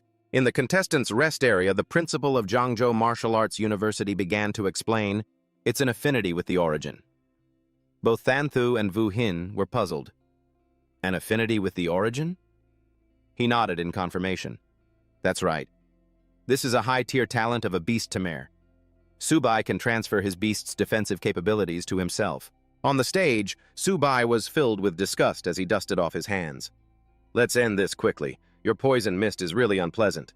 Next, Xiaoba's crimson eyes appeared, sending Maokai into a panic. This is bad! He's about to explode! Unable to escape the fate of the contestants before him, he officially got to enjoy the feeling of free flight. Shang'an jumped for joy in the stands. Brother Su is so strong. He sent a poison user flying out of his own poison mist. At this moment, Yanran became even more resolute. Subai, I won't let you leave me too far behind. At present, Subai's historic performance was officially attracting a huge number of fans. Subai, Wang Ba, 1 versus 5. And then, commentator Zhang Kai stepped up to preside over the proceedings. As student Maokai from Fuchuan Martial Arts University is no longer able to continue fighting, Fuchuan Martial Arts University has decided to forfeit. The championship title for this provincial tournament goes to... Subai's proud face was shown directly on the screen, along with the announcer's voice. Zhangzhou Martial Arts University. Subai cheerfully rubbed Xiaoba's head. It's done. The match is over. The moment Subai stepped off the stage, the principal immediately lavished him with praise. Subai, you've brought glory to Zhangzhou Martial Arts University this time. Well done. He immediately rubbed his hands together to seize the opportunity. So, Principal, does this mean you'll allocate some more medicinal resources to me? This made the man burst into hearty laughter, thinking to himself, is this kid trying to take the opportunity to trick me again? I'm not that easily fooled. Completely ignoring him, the principal directly switched to another topic. Zhangzhou Martial Arts University has won the provincial tournament. The military will issue military merit points as a reward. You can all go to the logistics department to exchange them for resources later. Although Tiantung had a dismissive attitude at first, he still had some shame. Only Subai fought. These military merit points, do they have anything to do with us? This made the principal hesitate. Well, if it's too difficult, just skip it. The principal made full use of this saying and jumped to the next topic. Anyway, in 3 days we have to go to Luo City to participate in the All-Warzone tournament. Is everyone confident? Only Subai opened his mouth. Confident. An awkward silence passed. He decisively turned around, not forgetting to leave some instructions. Good. Everyone is tired. Go back and get a good rest. Prepare for the Warzone tournament in 3 days. Keep it up. The moment he finished, he brought up the essential topic again. Principal, about the resources. Unfortunately, he was cut off by the principal, whose nickname was Stingy. Especially you, Subai. I'm looking forward to your outstanding performance. See you in 3 days. This left Subai to curse inwardly. Old fox, the moment resources are mentioned, you run this fast. The internal battle was over, and it was time for the external TV stations to report the news. Right now, the Provincial Tournament of the 100 Schools Alliance has concluded. The top 3 teams are Didu Martial Arts University, Modu Martial Arts University, and Changcheng Guardian Army Martial Arts University. Many prodigies performed exceptionally in this tournament, but the most outstanding among them was Subai of Jiangzhou Martial Arts University. Subai's image exploded across the news as the editor spoke. In 3 matches, he was victorious every time, 1 versus 5, securing the overall championship for Jiangzhou province. When the youth are strong, the country is strong. We hope that martial arts students everywhere can learn from Subai, bravely competing for the #1 spot and bringing glory to their schools. The girls who happened to see it couldn't help but sigh. Subai is on the news again. I really want to get to know him. At that moment, in a training room devoid of people, the main character of this event let out a sigh of relief. Finally, I found a quiet place. Releasing the little pet that hadn't even had a single chance to appear on stage, Subai made sure to reassure it. Xiaobai, I know you're anxious. You'll definitely get a chance to enter the arena in the future. Then he took out the necessary items and gently instructed, I was only able to exchange the military merit points for these 4 high-grade Silver Beast cores. You have to be a little frugal. Without any stinginess, he decisively offered Xiaobai the delicacy. Eat up! Unexpectedly, just after it swallowed, its body suddenly erupted in a terrifying light, no different from Xiaobai's episode. A system notification immediately popped up in front of Subai. High-grade Common promoted to low-tier Bronze. Kitten promoted to Sharp Metal White Tiger. Sacred White Tiger Bloodline activated. Acquired Sharp Metal Adamant Wind talent. This left him utterly stunned. It leveled up with just 1 core. It really did activate the White Tiger Bloodline. Seeing that Xiaobai had officially transformed, Subai was even more decisive in releasing the final 3 cores. Have a few more, they're all yours. Then, he didn't forget to gently remind him. Eat slowly. No one's going to take it from you. After finishing these cores, you might even ascend a rank. Unfortunately, things didn't go as he wished. It's all gone, so why isn't there any reaction? That was a high-grade Silver Beast core. The unexpected always arrives abruptly. A terrifying vortex suddenly erupted from the center of Xiaobai's body. It seemed the sight before Subai's eyes was so terrifying that his pupils contracted violently. Xiaobai, who was originally shorter than Subai's knee, had now grown to be twice his size, causing him to exclaim, "This is way too cool!" He silently judged, even cooler than Xiaobai. Accompanying this transformation was a long string of notifications from the system. Sharp Metal White Tiger has been upgraded to mid-grade Bronze rank. Tamed Beast, Sharp Metal. White Tiger, a fierce beast specializing in slaughter. Rank, mid-grade Bronze. White Tiger Bloodline activated by 30%. All attributes greatly increased, talents enhanced. Constitution, 158. Defense, 105. Agility, 295. Spirit, 60. Talent 1. Sharp Metal, 100 Claws. Consumes a certain amount of stamina to attack a single opponent 100 times in a very short period. The first attack deals damage equal to 150% of basic attack power. Each subsequent attack increases damage by 2% compared to the previous one. It didn't stop there. It even unlocked a series of other noteworthy skills. Talent 2. Sharp Metal Spirit. Consumes a certain amount of stamina to cover the entire body with sharp metal energy. Each attack will inflict a 200% tearing effect. Can be combined with Sharp Metal 100 Claws, significantly increasing its damage. Talent 3. Sharp Metal Phantom. Consumes a large amount of stamina. Movement speed and attack speed are boosted by 300%. Can be combined with Sharp Metal 100 Claws, allowing it to complete 100 attacks in the blink of an eye. A wave of exhilaration spread through every cell in Subai's body. He was extremely happy with this information. I didn't waste 4 high-grade Silver Beast cores on you for nothing. These attributes, they're just too overpowered. Of course, Subai wouldn't hold back his praise for the big guy hugging him. Xiaobai, good boy. The Inter-War Zone tournament will be counting on your performance. At the same time, in a villa basking in the sunlight in the imperial capital, the master of the house couldn't help but sigh with emotion. Subai is quite interesting. It seems he has many secrets. Then, with an interested smirk, he gave an order to his subordinate nearby. Go and investigate this Subai. Who knows, his turtle might be even fiercer than Luofan's was back then. The other party immediately complied. Yes. 3 days later, at the Luohe Martial Arts University arena, someone's startled voice rang out. So this is Luohe Martial Arts University. Even their competition arena is several times larger than ours. At the same time, waves of cheers and slogans erupted from the stands. Luohe, take first place. The principal of Zhangzhou Martial Arts University, leading the way, made an assessment. It seems this Luohe arena wants to intimidate us. Suddenly, Subai, from behind, raised a question. Principal, why is there an empty section? With his knowledge, he easily answered him. I heard that only 9 martial arts universities are participating this time. One of them voluntarily gave up their right to participate. Subai then raised a perfectly logical point.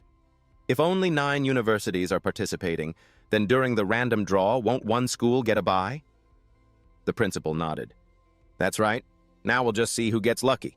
The school with the bye will directly advance to the next round. So, he decisively clasped his hands and silently prayed for the opposite of what was logical. If I draw the bye, I'm screwed.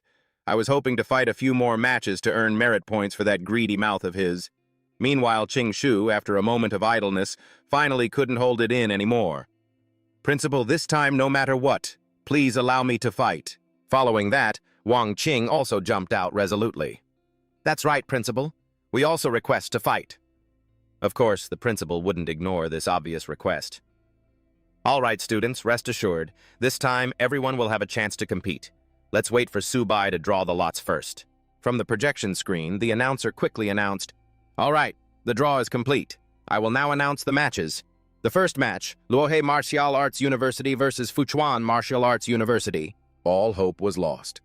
This time, Subai was completely disillusioned as she continued. The second match, the bye for this round is Zhangzhou Martial Arts University. But he received unexpected praise from the principal. Subai, you really are our lucky charm. We get to skip the first round and go straight to the next. Wu Xin was extremely impressed.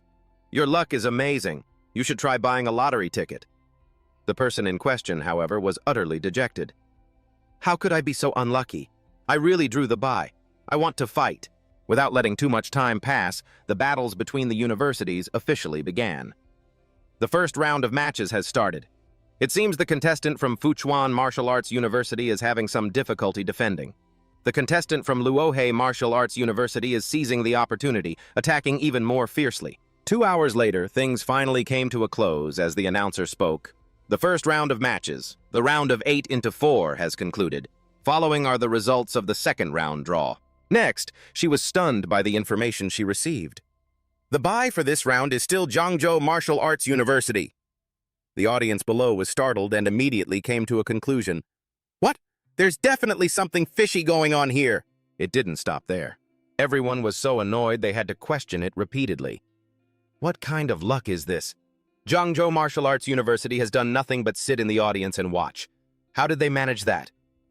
I traveled all this way just to watch Subai sit on the bench eating sunflower seeds and drinking Coke. Missing out once is acceptable, but how can they get a bye twice in a row? Some audience members even began to speculate. Could it be that Luohe Martial Arts University is afraid to face Subai directly, so they deliberately arranged for Zhangzhou to have a bye? That's right. It's not fair for you to compete like this. A strong contestant like Subai keeps getting benched. You have no respect for your opponents at all. At this point, the military representative was forced to step up and clarify, after a thorough inspection, no suspicion of manipulation or cheating has been found regarding Zhangzhou Martial Arts University. The competition will continue. Faced with this situation, the principal was so delighted he laughed until he couldn't see straight. Wonderful. This way. We've already advanced to 3rd place in the war zone. Just one more win and we can participate in the grand finals of the 5 war zones. But Subai was so heartbroken that he clutched his head. Why a bye again? Aren't you going to let me fight anymore? 1 hour quickly passed with 4 schools competing. The announcer once again spoke up. The exciting moment is almost here. The Warzone finals are about to begin. The next match is Zhangzhou Martial Arts University versus Lanzhai Martial Arts University. The spectators in the stands unanimously chanted, "Luohe, what must come will come." Qingshu clenched his fists. It's finally our turn. Yongqiang took the lead to claim a spot. Principal, let me go first this time. After they finished, the principal offered some advice. Students, calm down a bit. Although we've been very lucky, we still can't underestimate our opponents. He then announced the personnel arrangement. Luo Yongqiang, Bai Ningbing, you two will go up first. Next will be the match between Wang Qingqing and Hu Qingshu. Su Bai will go last, playing the decisive role. Except for Su Bai, everyone who was called was filled with fighting spirit. Yes, Principal, we will definitely bring glory to the school. But he was so dejected that he sighed to himself. It's over. Looks like there's no chance for me anymore. And then the announcer once again stood up to comment on the situation. The first match begins. First up is Luo Yongqiang, with the strength of an initial bronze rank against a mid-grade bronze rank. In the end, despite his best efforts, he was regretfully defeated. Her voice rose and fell, skillfully stirring the audience's spirits to their peak with every rhythm. Next up, Bai Ningbing immediately entered a berserk state upon entering the ring, completely abandoning defense to fight recklessly, even forcing her opponent to retreat continuously. The announcer's volume grew more and more lively. Zhangzhou Martial Arts University wins. Wang Qingqing, the campus belle, her combat skills are truly not weak. A single move with her flexible whip, serving both offense and defense, directly sent her opponent flying out of the ring. Zhangzhou Martial Arts University wins. On the floor below, Wu Xin was so happy she clapped continuously. We won again! The principal couldn't help but be satisfied and secretly speculated, I suddenly feel like the other students' strength has improved by leaps and bounds. Could it be because of this kid, Su Bai? But Su Bai, who was pushed to the very end, wasn't happy at all. When is it finally my turn to fight? My merit points. Merit? After the fervent battles of three teammates, the fourth person stepped out to the announcer's introduction. Next, the representative from Zhangzhou Martial Arts University is Hu Qingshu. Brimming with confidence, Qingshu made a direct demand. You two just come out together. Let's save some time. She successfully provoked the remaining opponent. Don't you be so arrogant. If you're not careful, you're going to lose miserably. Right at this moment, the announcer also added an explanation for the audience. The competition rules allow one person to challenge multiple opponents at the same time. The match is about to begin. At that moment, Su Bai, who was watching, was stunned. 1 versus 2. He then winced as he fell into deep thought. Is this kid really not going to leave me a single chance? On the stage, the smile on Qingshu's face vanished, replaced by a solemn expression as he officially entered the fray. Sorry about this. Soon, the entire area was covered in lush foliage amidst shocked gasps. This is a wood-type ability. The next second, the two contestants from Lanzhai Martial Arts University were surrounded by his attack and shouted, "Be careful!" The longsword user quickly realized, there's something wrong with these leaves. Hang in there. He can't maintain this mental power for long. Rubbing his chin, Su Bai couldn't help but make an objective assessment. A user with a wood-type ability, capable of creating a 1,000-year-old maple tree like this. Hu Qingshu's mental strength is truly terrifying. Making a similar gesture, the principal also sighed inwardly. Qingshu's strength has grown again, as expected of someone from that family. The spectators in the stands were all exclaiming in amazement. Zhangzhou Martial Arts University is truly full of hidden masters this year. Dark horses keep appearing. Is Senior Qingshu really that strong? I still think Su Bai is a bit stronger. After all, he's a beast to mare who's slain a gold level before. At that moment, the longsword user, filled with rage, gritted his teeth. This guy, isn't he showing any signs of weakening at all? Without a hint of carelessness, Qingshu maintained his battle focus and continued to gather energy. Then he waved his hand and declared forcefully, "Break!" Without giving his opponents a chance to show what they could do, Qingshu easily knocked them off the stage. As they lay sprawled on the ground, the announcer's voice rang out. The result of this round, Zhangzhou Martial Arts University is victorious. As his ultimate move faded away, she announced in a loud voice, "Finally, congratulations to Zhangzhou Martial Arts University and Luohe Martial Arts University. Both schools will advance to the national finals." When the glorious victor came down from the stage, the principal spared no praise.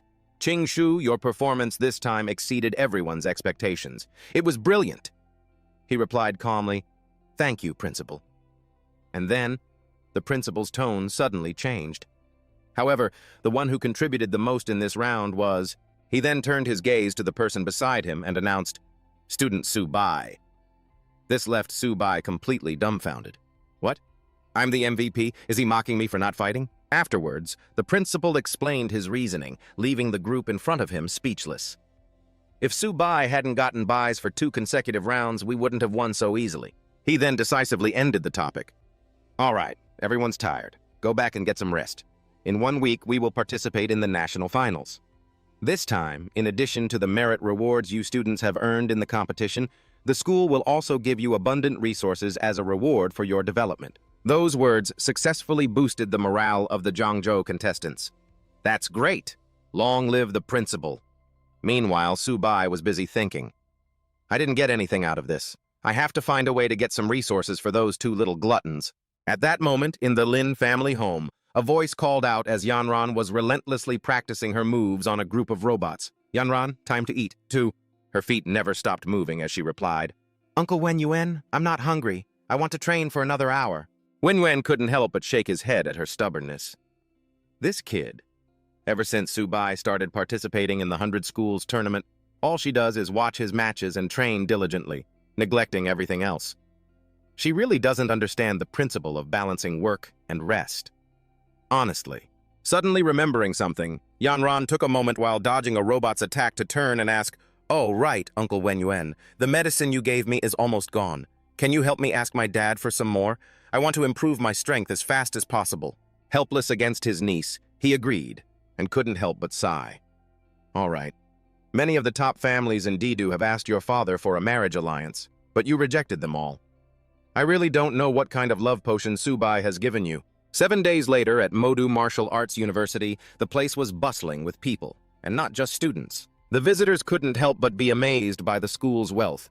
This school gate can't possibly be made of solid gold, can it? It's so sparkly, so ostentatious. Walking at the front, Su Bai couldn't help but feel emotional. A school gate this grand, the construction cost alone must be in the hundreds of millions. So extravagant, so wasteful. The principal, acting as a guide from behind, said, "Not just hundreds of millions. The material cost alone was 1.8 billion. Sharing the detailed information he knew, he slowly explained to Su Bai. Furthermore, this gate was built in 1 day by 20 gold-level and 5 platinum-level experts working together. Look at Modu Martial Arts University's school motto over there. Combined with this gate, it's all meant to promote their spirit. Only the strong can protect the country." Just as he finished speaking, Jiang Ming suddenly appeared and warmly introduced himself. "Welcome, students of Zhangzhou Martial Arts University. Hello, Principal Zhu. I am the Vice President of the Modu Martial Arts University Student Union, Jiang Ming." He then fulfilled his duties as a host, gesturing with his hand. "Welcome, everyone, to Modu Martial Arts University. Please follow me." The principal nodded. "All right, we'll be in your hands then." Yong Qiang, who was following behind, frowned slightly as he raised the issue. "Modu Martial Arts University sure knows how to put on airs. Our principal from Zhangzhou Martial Arts University personally led the team all the way here, yet they only send a student union vice president to greet us." Manny, beside him, added, "If it were people from Didu Martial Arts University, their principal would surely have come out to greet them personally, not just a student union vice president like this." Possessing a natural curiosity, Su Bai asked as soon as he saw a uniquely shaped building, "What is that?" The Zhangzhou principal answered, "This is the gravity adjustment training area." His next words caused the principal to clench his fists with complicated emotions. "If our academy also had this training area, we could produce at least 100 silver-level students every year." And then, the temporary end of their tour arrived under Jiang Ming's guidance. "Welcome, everyone. This is the hotel where you will be staying. There is a 24-hour buffet on the first floor." Showing extreme pride in his school, he couldn't help but sound a bit arrogant as he introduced it. The ingredients are all meat from beasts of the myriad races prepared by top chefs. It's very beneficial for strengthening a martial artist's blood and chi. Moreover, the supply is unlimited. Hearing this, Su Bai stepped forward to confirm. "Senior, is the beast meat here really unlimited?" Jiang Ming nodded affirmatively. Of course. You have all come from afar. How could we at Modu Martial Arts University let you go hungry? Please, eat as much as you like. There will certainly be enough to fill you up. As soon as he finished, Subai, who had been worried about his two pets, excitedly ran ahead. All right, little eight, little Bai, you're in for a treat. At that moment, even Jiang Ming was startled. He turned to the others and commented, This friend of yours, is he starving? Yongqiang just wanted to sigh. You all really have no idea how much that turtle eats. Manny, on the other hand, was getting anxious. Subai's already gone in. Will there be anything left for us to eat? After that, the entire Zhangzhou team followed in Subai's footsteps and rushed into the building. Let's hurry inside or we'll go hungry tonight. Jiang Ming didn't know what to say. This? The principal cheerfully interjected. Youths, so full of vitality. It's quite amusing. The next day, in the massive competition arena, cheers echoed from all directions. Go! Yongqiang looked around and exclaimed in amazement. Wow, Modu's stadium is truly different from the other regions. Manny was taking pictures nonstop. I've only ever seen a stadium this big on TV. Once they had looked their fill, the principal spoke up to remind them. All right, everyone. Stop looking like you've never seen the world before. I will now explain the rules for this competition. Then his voice grew solemn as he clearly stated, a total of 13 martial arts universities are participating in this final competition. Among them, as it is a martial arts school directly managed by the military, the Great Wall Garrison Academy will directly enter the top 4. Therefore, there won't be any more buys. This earned him annoyed looks from Yongqiang. Why does the Great Wall Garrison Academy get to go directly to the top 4? Manny also questioned, That's right, that seems too unfair. But the principal simply stated calmly, because the Great Wall Garrison Academy is a talent training facility for the military. He then delivered the special information with utmost seriousness. You all may not know this, but the Great Wall Garrison Academy is the only school located on the front lines of the myriad races battlefield. He successfully caused quite a shock to Yongqiang. What? A military talent training facility? Subai maintained his calm expression as he mused, placing a school on the front lines of the myriad races battlefield. This academy is truly impressive. The principal nodded in affirmation and didn't forget to remind them, that's right, that's why the national finals are where the real masters are hiding.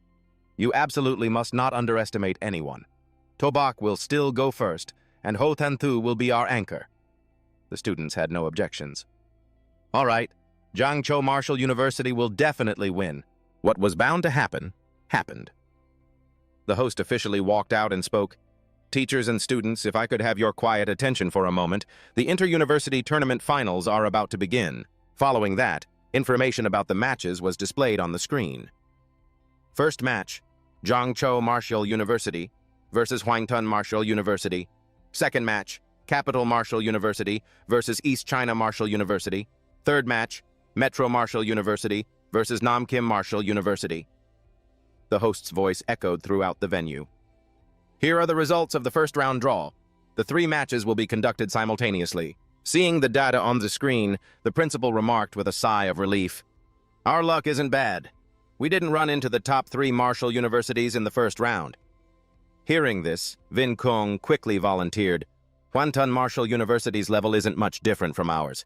How about you let me go first? However, Tobak couldn't stand the thought of waiting, so he decisively stepped forward with a grand reason. No, I'm going first. I want every school to know what we at Zhangzhou Martial University are all about. The next second, the host's voice rang out, Let the match begin! The opponent from Huangtun Martial University said, You're Tobak, right? With an arrogance that had no place in battle, he tilted his head up and declared, It must have been tough for you guys from Zhangzhou Martial University to even make it to the finals. However, this is as far as you go. But wasting words on an enemy was pointless, so Tobak decisively summoned his weapon. Tubat, let's make this quick. The moment it appeared, Tubat, in its black tortoise form, let out a roar that shook the entire area. The entire stadium instantly erupted with the developments on the field. Zhangzhou Martial University sent out a beast tamer again, and he brought a turtle with him. It's that turtle. I think it's gotten bigger. This is gonna be good. This one move from Tobak successfully sent his opponent into a panic. This thing is way too big. His face turned pale as he forced the words from his throat. This is cheating.